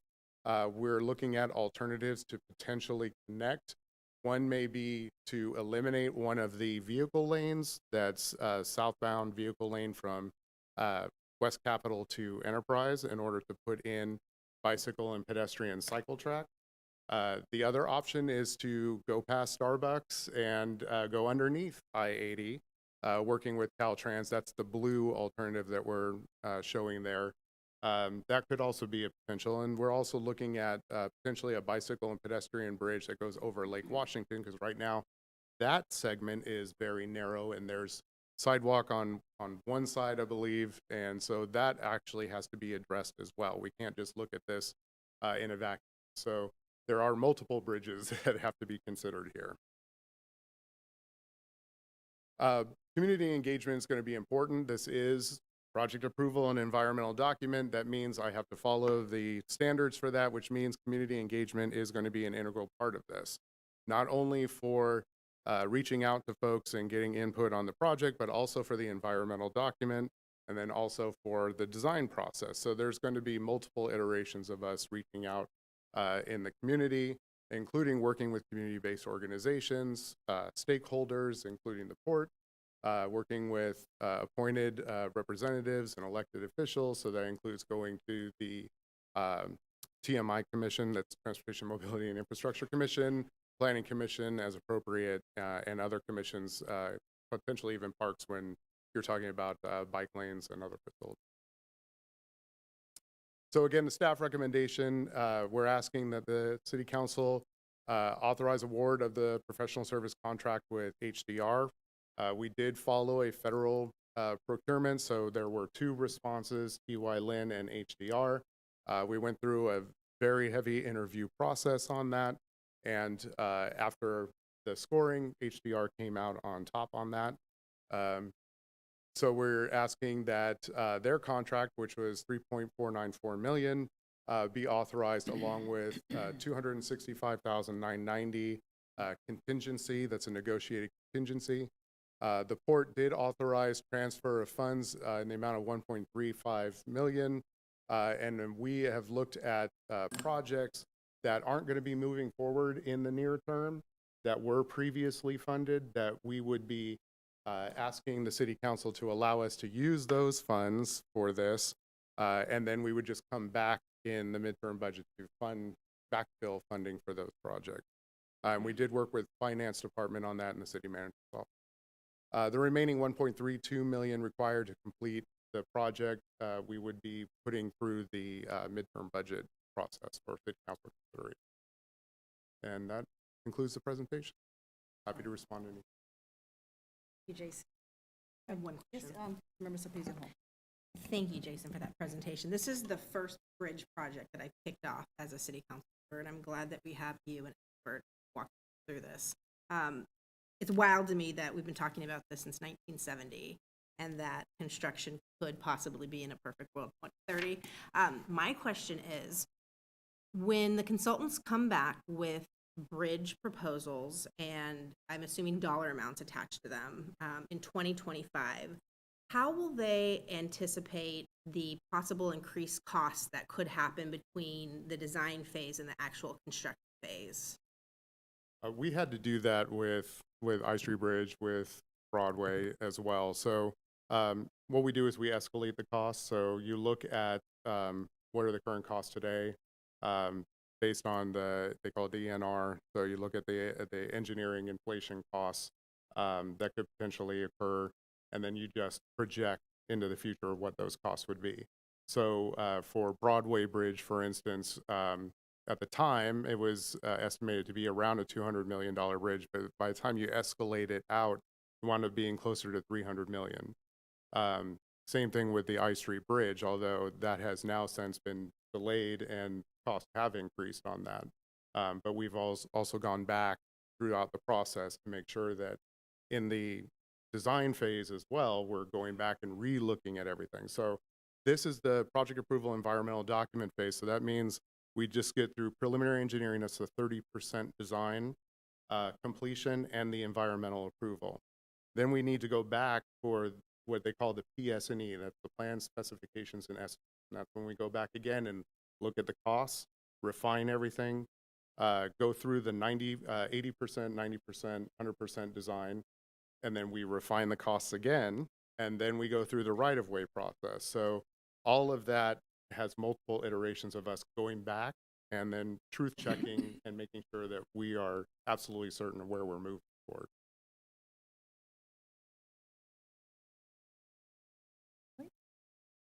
All right, thank you. We'll open it up for public comment. Madam Clerk, are there any requests to speak? Tim Campbell.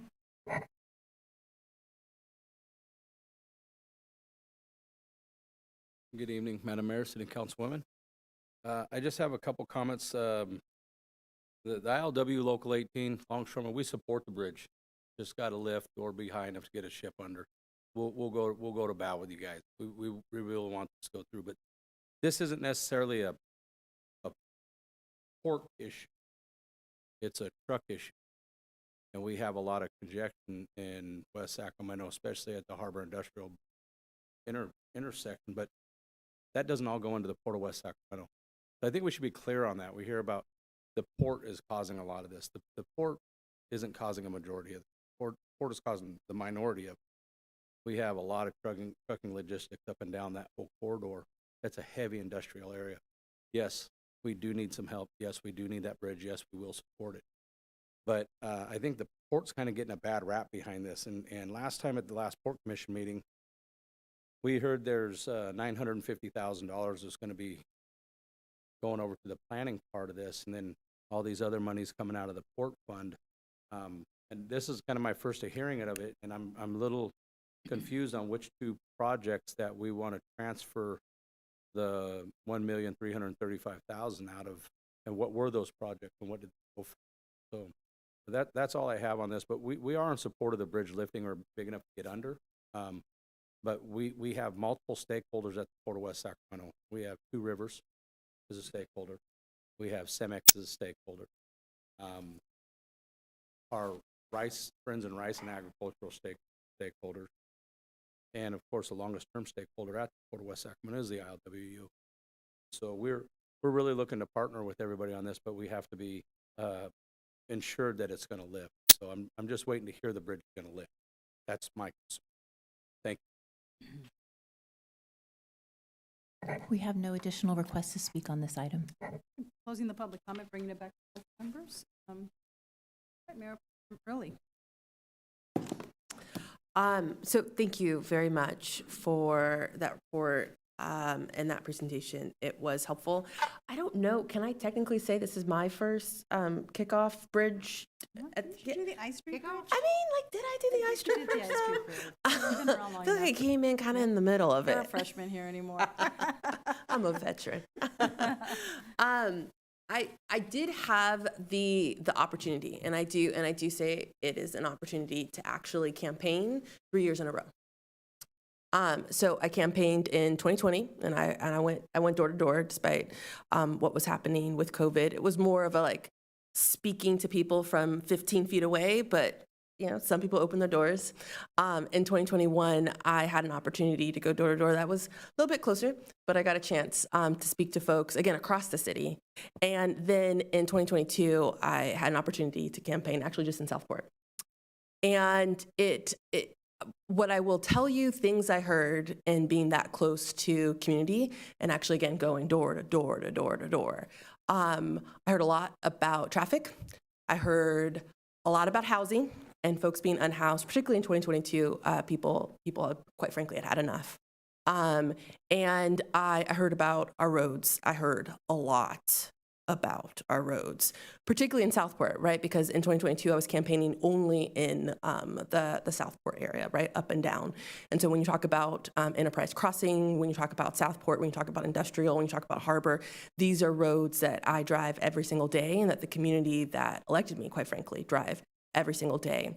And when I talked about this project, when I tell you I got excitement, and we heard a comment actually about the port getting a bad rep. I will tell you, again, going house to house to house to house, not one person said, that dang port. Not one person. They talked about those big trucks, a lot about the big trucks, but not connected to the port. And in fact, I think most understood that it had a lot to do with our business park area in Southport. That is a lot of what I heard of. I hear a lot about trucks going down Marshall Crossing, right, and going down that Marshall Road and sort of trying to bypass. We've all heard a lot about that. And so what I have heard from folks is they're very, very excited and they want to see this project happen. They are in support of it and trying to figure out how do we coexist with our business park area? How do we coexist with these huge trucks that are going to continue to be there? And quite frankly, many of the times actually those businesses were there before the housing development, right, started. And so how do we go about doing that? We need to figure something out because even when we patch the roads, and we have patched the roads, I was so excited. They were smooth like butter. And now I'm starting to see more potholes again, right, on those, because realistically, we patch them, but those big trucks go on them and continue to damage those roads.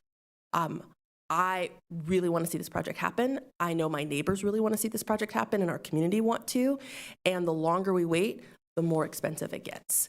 I would be fascinated to hear as early as the 70s, 80s, 90s, if we had costed this project out, what would it have costed then versus how much it costs now versus how much it will cost in 2030.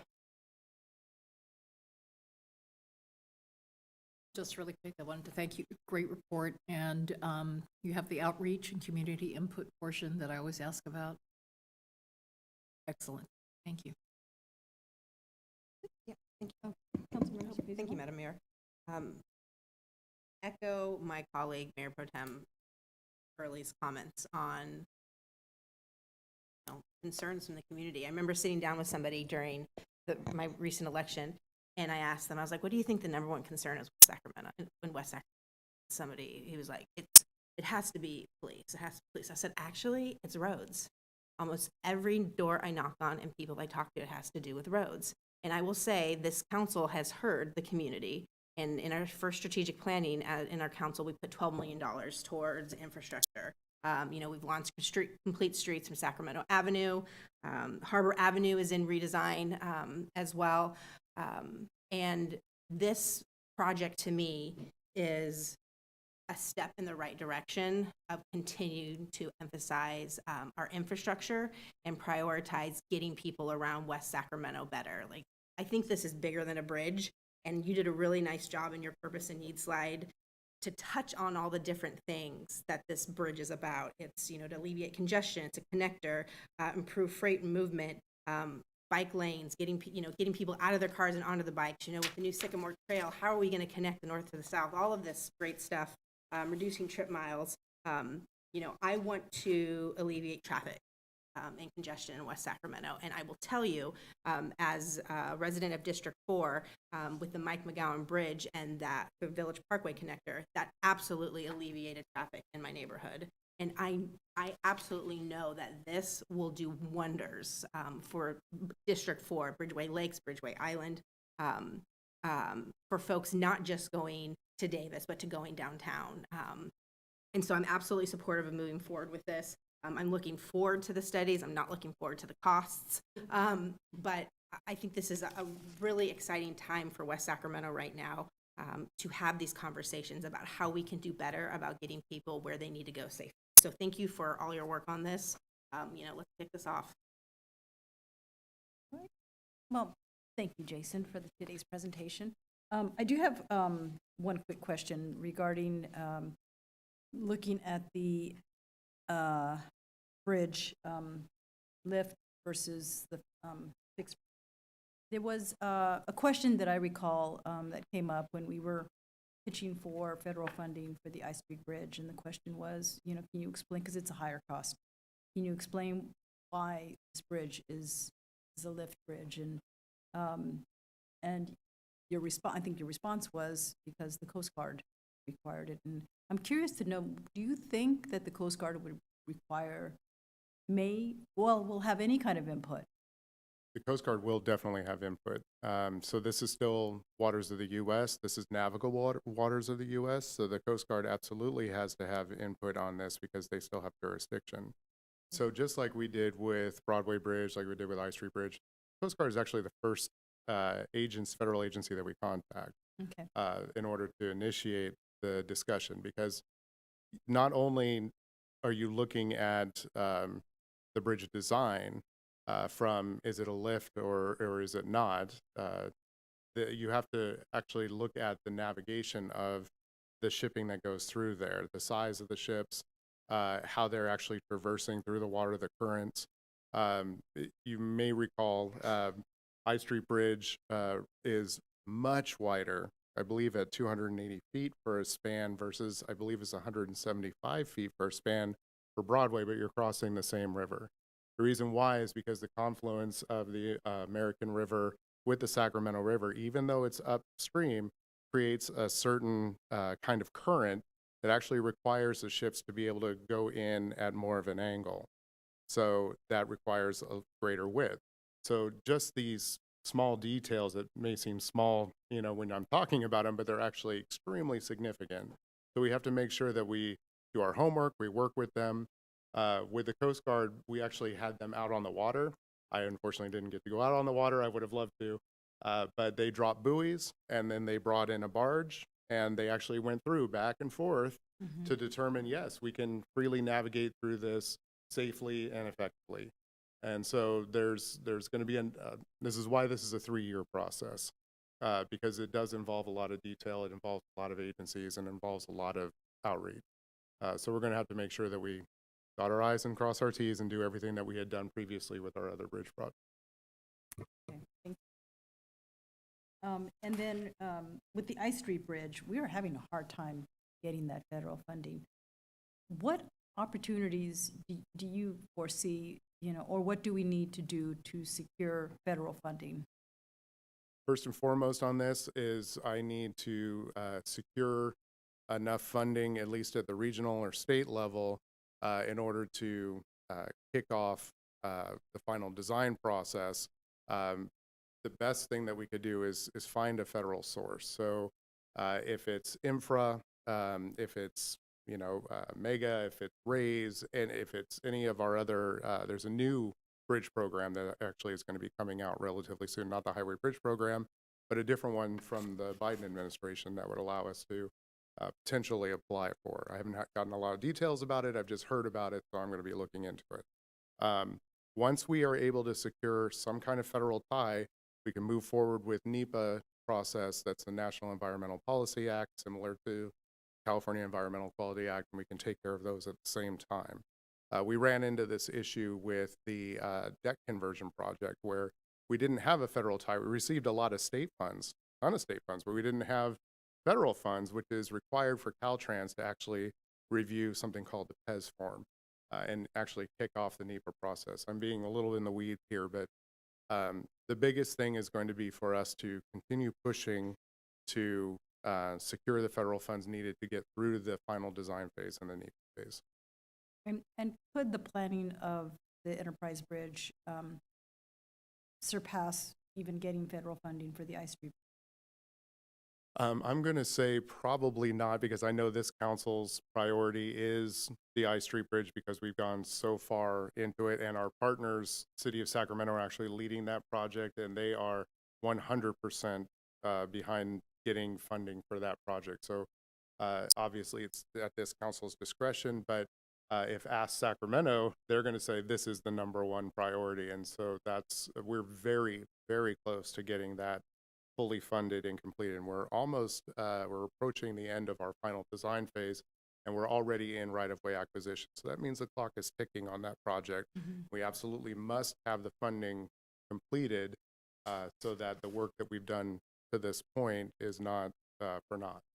And Mayor, if I could chime in on that too, another important point there is the I Street Replacement Bridge, its primary funding source is the Bridge Replacement Program, which is a different program than we would be targeting here. I think where that conflict could come into play is kind of further down the road when we're seeking construction funding.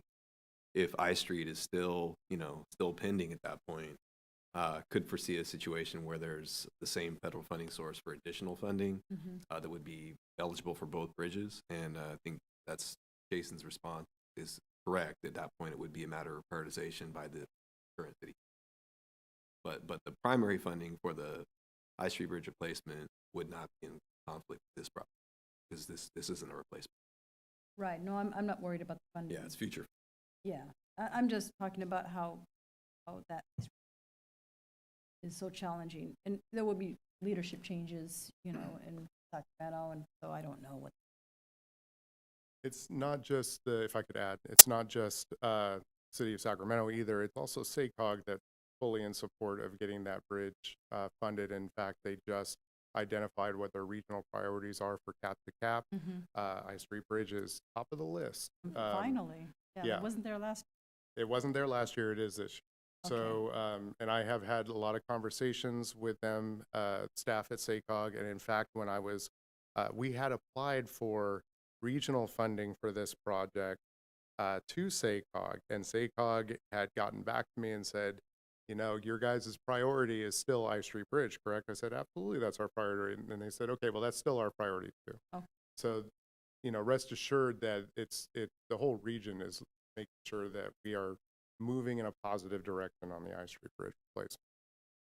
Right. And in relationship to the Southport Industrial Park and how that has grown, we have, seen development occur, and we've seen development with trucks, where I'm trying to see if there's a way that we could turn a corner on not kind of encouraging other types of business models to come in without the trucks.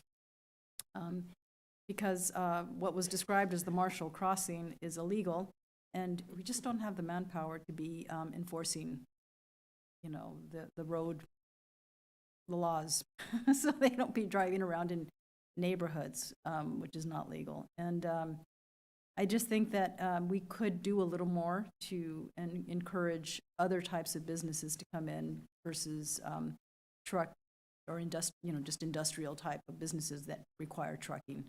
It's more of a hazard for our city and quite a nuisance for our residents who've kind of organized themselves as, Mayor Pro Tem Early realizes there's an organized group who's not happy with that growth. So I just think in conjunction with looking at an I Street Bridge, just doing more, research on who else would be willing to come in and develop in that part of town, or to develop. Rest assured, we have not forgotten about Marshall, and that this council did appropriate funding for us to look at the planning and engineering on that as well. Yes. That's still in our books, and we're looking, in fact, we've I believe advertised for a position for city traffic engineer. Oh. So that is, I believe, going to be out on the street relatively soon, and that's going to be one of the projects that they're going to be managing. Oh, good. Hear that. Yeah, that's very helpful. And I appreciate your entire presentation. I think looking at it from the beginning as to where we started off, I wonder why they take to this point. All these crosses. The timing is right. Okay, well, we're ready. But yes, there's excitement for another bridge. We're all about bridges. Any more bridges you got? We're ready. My 3-year-old loves bridges. We're ready for any kind of bridge. So we look forward to getting them all built and easing the flow of traffic, but also bike and pedestrian pathways. So making sure that we can get everybody in and out and all sorts of modes of transport. And hearing about and getting that done. I was happy to hear that as well. It's a bit of a hazard out there that I've everyone out there. So yeah, that's good. Thank you so much for your presentation, and with that, Thank you. we need to make a motion to, yeah. You can adopt this, if you want me to address the funding question Oh, that came up yes, during why don't public we- comment while we're waiting, I'm happy to do Yes, that. there was a question regarding funding. Please. Yeah, and just for clarification purposes, the money coming from the city, the 1.35 million, I'm sorry, I got that number right. From the city is coming from Measure G, the projects that are being transferred from, it's called the Washington Access Corridor Project.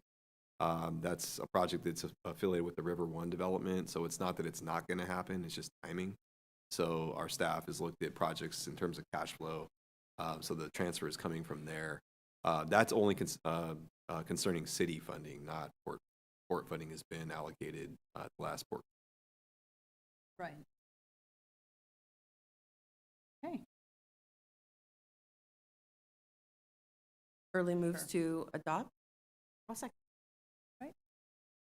Mayor Pro Tem Early moved, and Councilmember Sulpicio Hall seconded. Madam Clerk, please call the roll. Councilmember Sulpicio Hull. Aye. Mayor Pro Tem Early. Aye. Mayor Guerrero. Aye. Right, this item is approved with 2 abstentions. Well, and Or absent. absent. Okay, next is item 15 under Economic Development and Housing is a presentation to consider the 2024 Annual Action Plan for the Community Development Block Grant Program. And we have our Community Investment Planner with Economic Development and Housing Department, Isaiah Alford, presenting.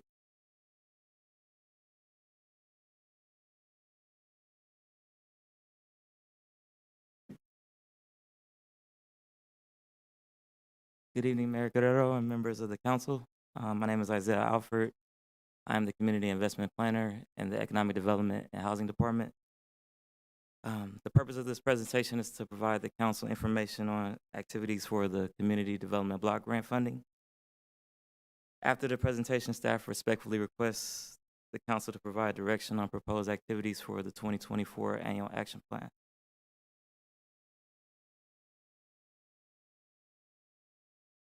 In 2016, the city of West Sacramento became an entitlement jurisdiction, which enabled the city to receive funding from the U.S. Department of Housing and Urban Development.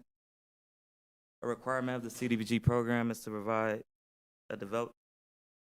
develop a consolidated plan, which must occur every 5 years. The consolidated plan must examine the needs of low-income persons and neighborhoods. CDBG funds must be used to address one of 3 national objectives. The city must develop an annual action plan which allocates CDBG funds for activities to fund on an annual basis of goals from the 5-year consolidated plan. National objectives were used to establish goals of the current consolidated plan. The first national objective benefits low and moderate income households. The second is the prevention or elimination of slums and blight. And the third national objective is the urgent need. It is important to note that 70% of the jurisdiction's allocation must be used to benefit low and moderate income households. The CDBG program is a strict funding source, but allows for entitlement jurisdictions to use the money for a wide range of activities. These activities can be acquisition and rehab of affordable housing, construction and rehab of public facilities and public infrastructure. Economic development activities are also eligible under the CDBG program. Activities can also include homeless, youth, and senior programs. Any service activities are capped at 15% of the total allocation of any given year. So our current 5-year consolidated plan was approved by City Council in April 2021, which centers around 6 goals. Goal number 1 addresses homelessness, which has been a key focus of the strategic plan over the past few years. Goal number 2 creates housing opportunities for homelessness. Goal number 3 provides infrastructure improvements in areas suffering from disinvestment. Goal number 4 provides fair housing, education, and counseling services to low-income residents. Goal number 5 supports small businesses and strengthening strengthen economic opportunities. And goal number 6 preserves the affordable housing stock through housing rehab funding for single-family units. Another important note is that not all goals will be achieved nor funded with CDBG funds solely. So here are some projects that were funded with CDBG funds. The city committed 2017 and 2018 CDBG allocations to support the development of an 85-unit permanent supportive housing project that specifically target homeless individuals with mental illness or those at risk of chronic homelessness. This project was completed in December 2021, and as of today, it's 100% occupied. For 2016 and 2022, CDBG allocations were allocated toward the North Riverwalk Trail Extension Project. These funding was used for the design improvements to a section of the Riverwalk Trail, which connects the I Street Bridge. This project benefited low-income residents in Census Tract 101.01, and it provides ADA accessibility with persons with mobility impairments. This project was completed in August 2023. The city allocated 2020, 2022, and 2023 CDBG allocations towards the Washington and Broderick Lighting and Safety Project. The purpose of this project was to improve pedestrian safety and visibility by replacing and updated streetlights and traffic signals throughout Washington and Broderick neighborhoods, specifically in Census Tract 101.01. And as of today, installation is anticipated to begin this month. Fair housing services have been funded $21,000 every year of the current consolidated plan, and Home Key Supportive Services at 817 West Capitol Ave primarily serves the homeless population through case management services.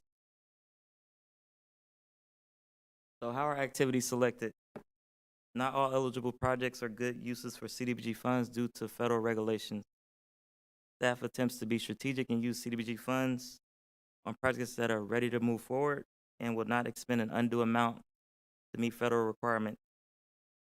Staff attempts to use CDBG funds to leverage other private, state, and federal funding sources. So HUD has not yet announced the CDBG allocations for 2024, but staff anticipates receiving an amount close to last year's allocation of $518,743. Staff plans on allocating 20% towards planning and administration and anticipate receiving $100,000 in program income and $150,000 in prior year resources. So here are the recommended activities for 2024 annual action plan. Staff recommends allocating $461,496 towards the homeless emergency housing rehabilitation project. Funding will be used to support rehab needs at the city's homeless emergency housing site, which may include but not limited to full electrical system upgrades, roof replacement, heating and cooling unit replacements, and installation of security and safety equipment such as lighting and cameras. This project will get program participants stabilized and prepare them for placement into permanent housing. Lastly, this project supports consolidated plan goal number 1 and goal number 2 because it addresses homelessness. $99,749 will be used to support program participants at 817 West Capitol Ave through case management services. And lastly, $103,749 will be used for general administration and planning. These funds will be used for administration costs such as program oversight, reporting to HUD, and developing the annual action plan. So here's the schedule for the 2024 annual action plan. The first steps were to hold presentations before the EDH Commission and the Parks Commission. With comments received from both commissions, staff was able to formulate the 2024 annual action plan draft. We made that draft available for a 30-day public comment period. And the 30-day public comment period ends April 1st. Staff plans to return to City Council with the final draft on June 5th. This was updated from the staff report because we met with our HUD rep and they announced that the HUD allocations won't be available until late April, early May. So this concludes my presentation. I'm open for comments and questions. Thank you, Mr. Carter. And bring it back to council for any questions, comments? Yes, I'll comment. Councilmember Sopucio Hall. Thank you for your work on this. I think staff does a really great job of working within federal requirements and guidelines, bringing it locally to meet the needs of West Sacramento. I sit on the Yolo County Commission to Address Homelessness, and I get a lot of opportunity to share the great work that West Sacramento is doing. And it's because of the creative ways you've been able to get this federal funding and bring it. And so I'm supportive of the recommendations. Thank you for the work you're doing.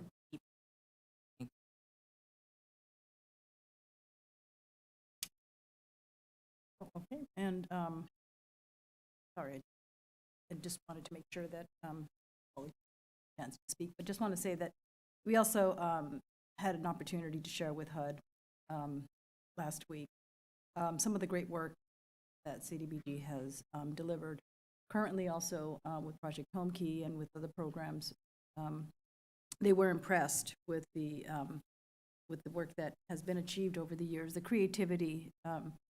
And taking a look at how CDBG funds is able to transform our community. And I think that that's what it's achieved, is a beautiful transformation of some areas. And also went on a tour with Congresswoman, is it Congresswoman Matsui's staff, and also Councilmember Aguiar Curry's staff, and shared some of the work, with the trail and other work, Project Home Key and Mercy Housing. And so all these projects, I just think we have a lot of pride and in the achievements, and just definitely reflects the values of this entire community and the partnerships that we've cultivated to continue to build on this, and see how the connection with the commissions as well, sharing with them, because I think they want to know what's going on. And this presentation was very good. And thank you so much for giving us all the background that you provided. And just looking forward to seeing the good work that you continue to do. Very appreciative of the good work that you do for Sacramento and for our community. And I know sometimes these are just the background, details that nobody pays attention to, but I do want to elevate how important this is for our entire community, and how we make great use of federal funding source. Sure, go ahead, Mayor Pro Tem. Public comment, and just want to ask the clerk, is there any request for public comment? We have no request to speak on this item. All right. Sure. Well, we're closing the public comment, bringing it back to council. So one, great job. Really, the presentation, everything was very both educational, well put together. So thank you very much. It's a quick question in regards to just the timing of HUD and what we're seeing from them. Does anyone have any idea of how long we think it might take for them to come back to us? I think you might have said April. Do we think that's realistic in regards to? So they mentioned in our meeting last week that we anticipate receiving the allocation letter late April or early May. So the last week of April or the first week of May is what we're anticipating. And we don't think anything that's going on with the deficit or anything else like that at the federal level impacts this? I'll let Raul. Yeah, so our understanding, based on what our HUD rep mentioned, was that the budget had been approved. Okay. But HUD needed to take some time to actually formulate the letters, go through the numbers of the allocations, and then send them out. So it is our understanding that the budget was approved. Perfect. For city. Thank you guys so much. No other questions? Do we need to take action? I think it's just an information item. this point? We need to accept the report. It's just direction to staff, so, So you we don't need any provided. approval on anything, right? Correct. Okay, great job. Great, we'd say great job. Continue the It's sort of great like a work. workshop, so. yeah. Double Thank thumbs you. up. Right, thank you. Thank you.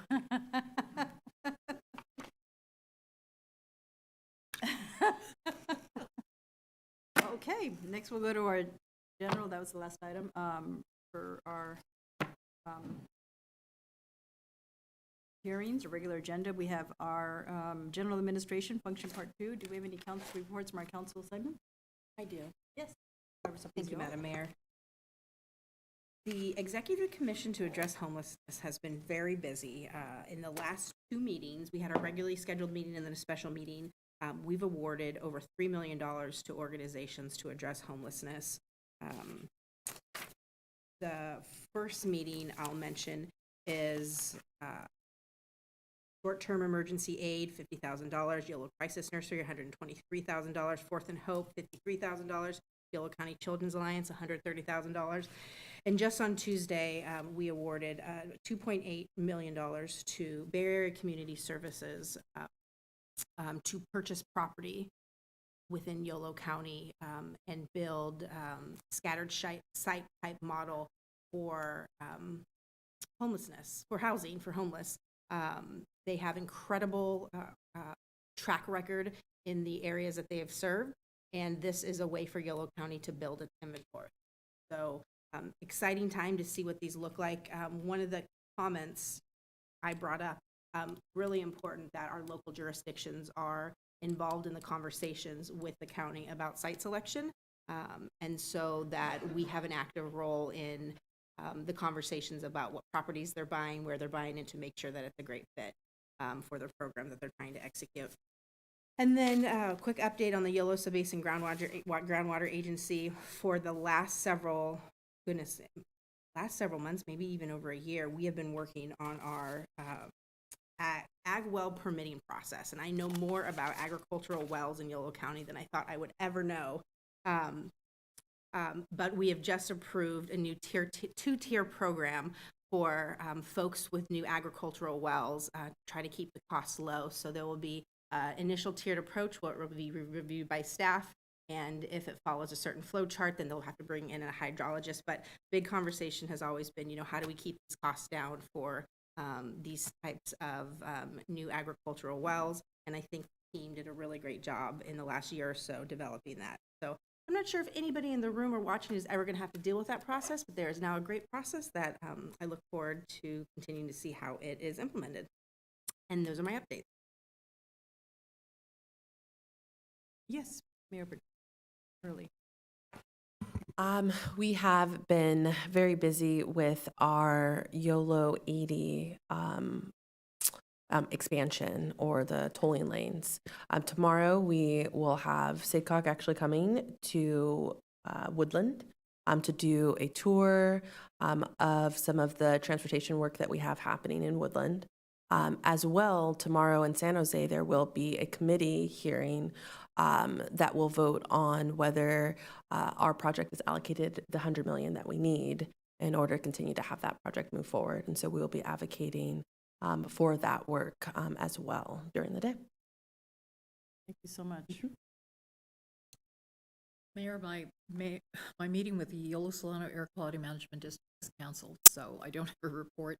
However, we will be having a flood control meeting tomorrow.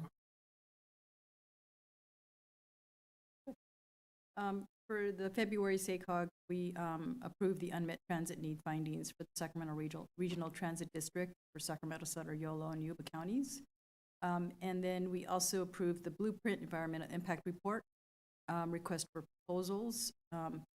We also approved the regional funding framework, and you participated in that, Mayor Pro Tem. And that was, quite a workload. We continue that, and we'll continue to provide periodic updates to the board. And we accepted the fiscal year 22-23 annual comprehensive financial report and related audits. And we received a refresher of SACOG's Race Equity and Inclusion Initiative.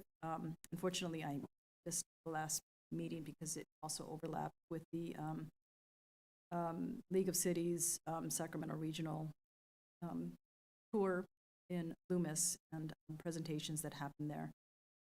We also received information on the 2025 blueprint, where we've been, what we've learned, and where we are headed.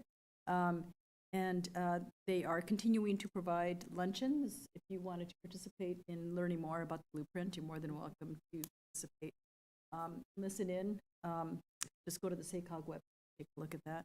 It's a very important blueprint on behalf of the entire region, you know, how we have to work together collaboratively on our transportation growth, and how the system works and how we want to work together collaboratively. And SACOG's 2024 work plan was tabled due to some time constraints as a result of that blueprint discussion. So you bring up, so part of the reason I think why it was a long meeting, and right after we held actually the first, I think it's called CARPA, the Capital Area Regional CARTA, Capital Area Regional Tolling Authority, was held right after the SACOG meeting. SACOG staff is actually initially staffing the Tolling Authority, which is a separate body, both from YTD and SACOG, and a regional body, starting with, however, Yolo County representatives. I am now the vice chair of that Capital Area Regional Tolling Authority, in that we adopted our bylaws, governance, and also gave some staffing and budgetary authority to SACOG, just moving forward so that they could apply for the necessary grant to continue to have the project moving forward. So there are a lot of moving pieces, in case you can't tell, around the YOLO 80 tolling project. It's moving very, very quickly with the intention of ensuring that we are able to secure the $87 million that have been allocated by the feds for this work. Thank you for that update. And also met with the U.S. Housing and Urban Development Principal Deputy Assistant Secretary Richard Manacchio with Raul, who was present for that. We provided an update on some of our housing and homelessness programs, and you know, he reflected on how we've accomplished quite a bit here in West Sacramento. I don't know if you heard Nola's presentation today on how we're working to address homelessness through the CalWorks program. He quoted a little bit, gave a little insight about the point in time count. That does not reflect our numbers.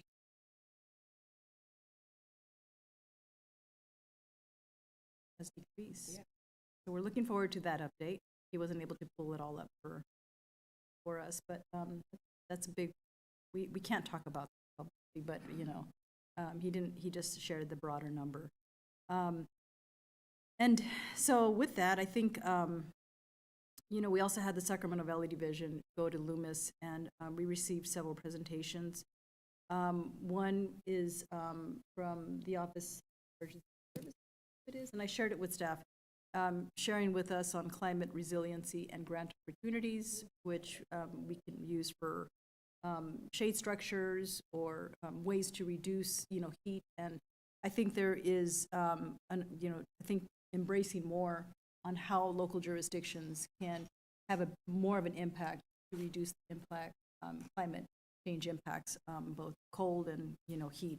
So shared that, and also received a presentation from the district attorney on the fentanyl crisis and retail theft, and working together as a region among all the district attorneys, and from the police department, who shared, I think the local police department, who shared how they are working on a regional basis with all the various technology and tools, and highlighted how West. So with that, I just, you know, have up more meetings ahead of us, and look forward to hearing updates from council members. Next, our council calendar update. Yeah, I'll just combine the council calendar with the manager's report. Manager's report. on the calendar, just the only thing to note is in late April, we're going to have a grand opening for the North Riverwalk project, and we'll get you the date details on that through your normal channels. That's our next grand opening event. In terms of my report, just a couple of things of note. The Community Academy was mentioned earlier in public comment. So we did have the first class last night. It was the city manager's office. So we're dividing it up into each department. So just to remind everyone, this was a council priority from the last strategic plan, kicked off this week. And so we had 22 participants.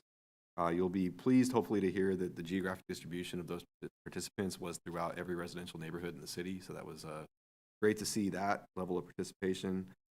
We did a survey at the end of it, and I can tell you 2.5 hours of very packed information. Got great feedback from the survey.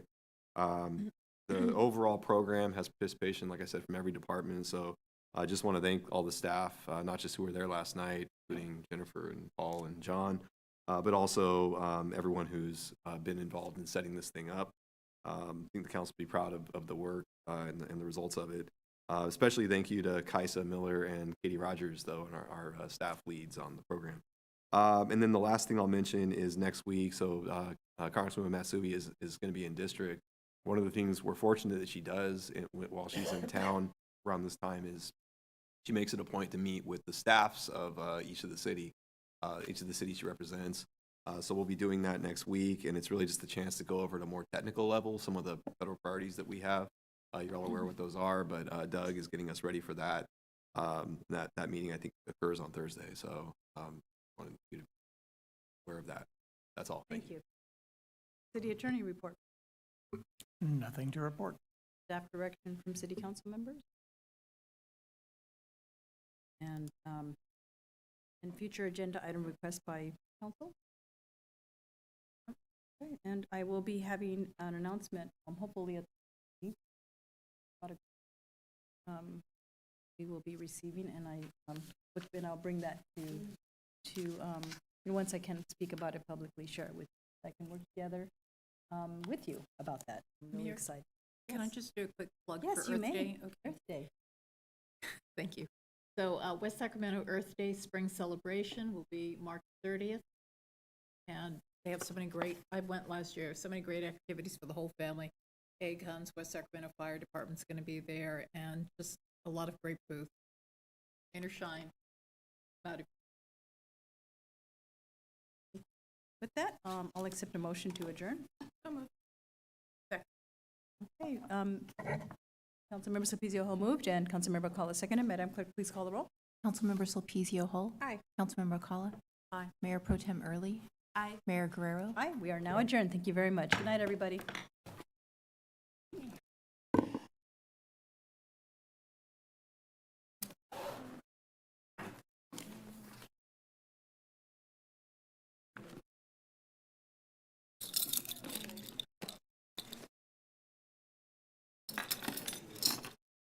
Darn, Carlos, better answer the phone. The causeways. Last time, couldn't hear me, so I'm banging on the doors and stuff. Oh, Norma, that's terrible. And they're like, well, because he took the car, he took my car. Because he went to get stuff at, better be home. So I was going to ask you.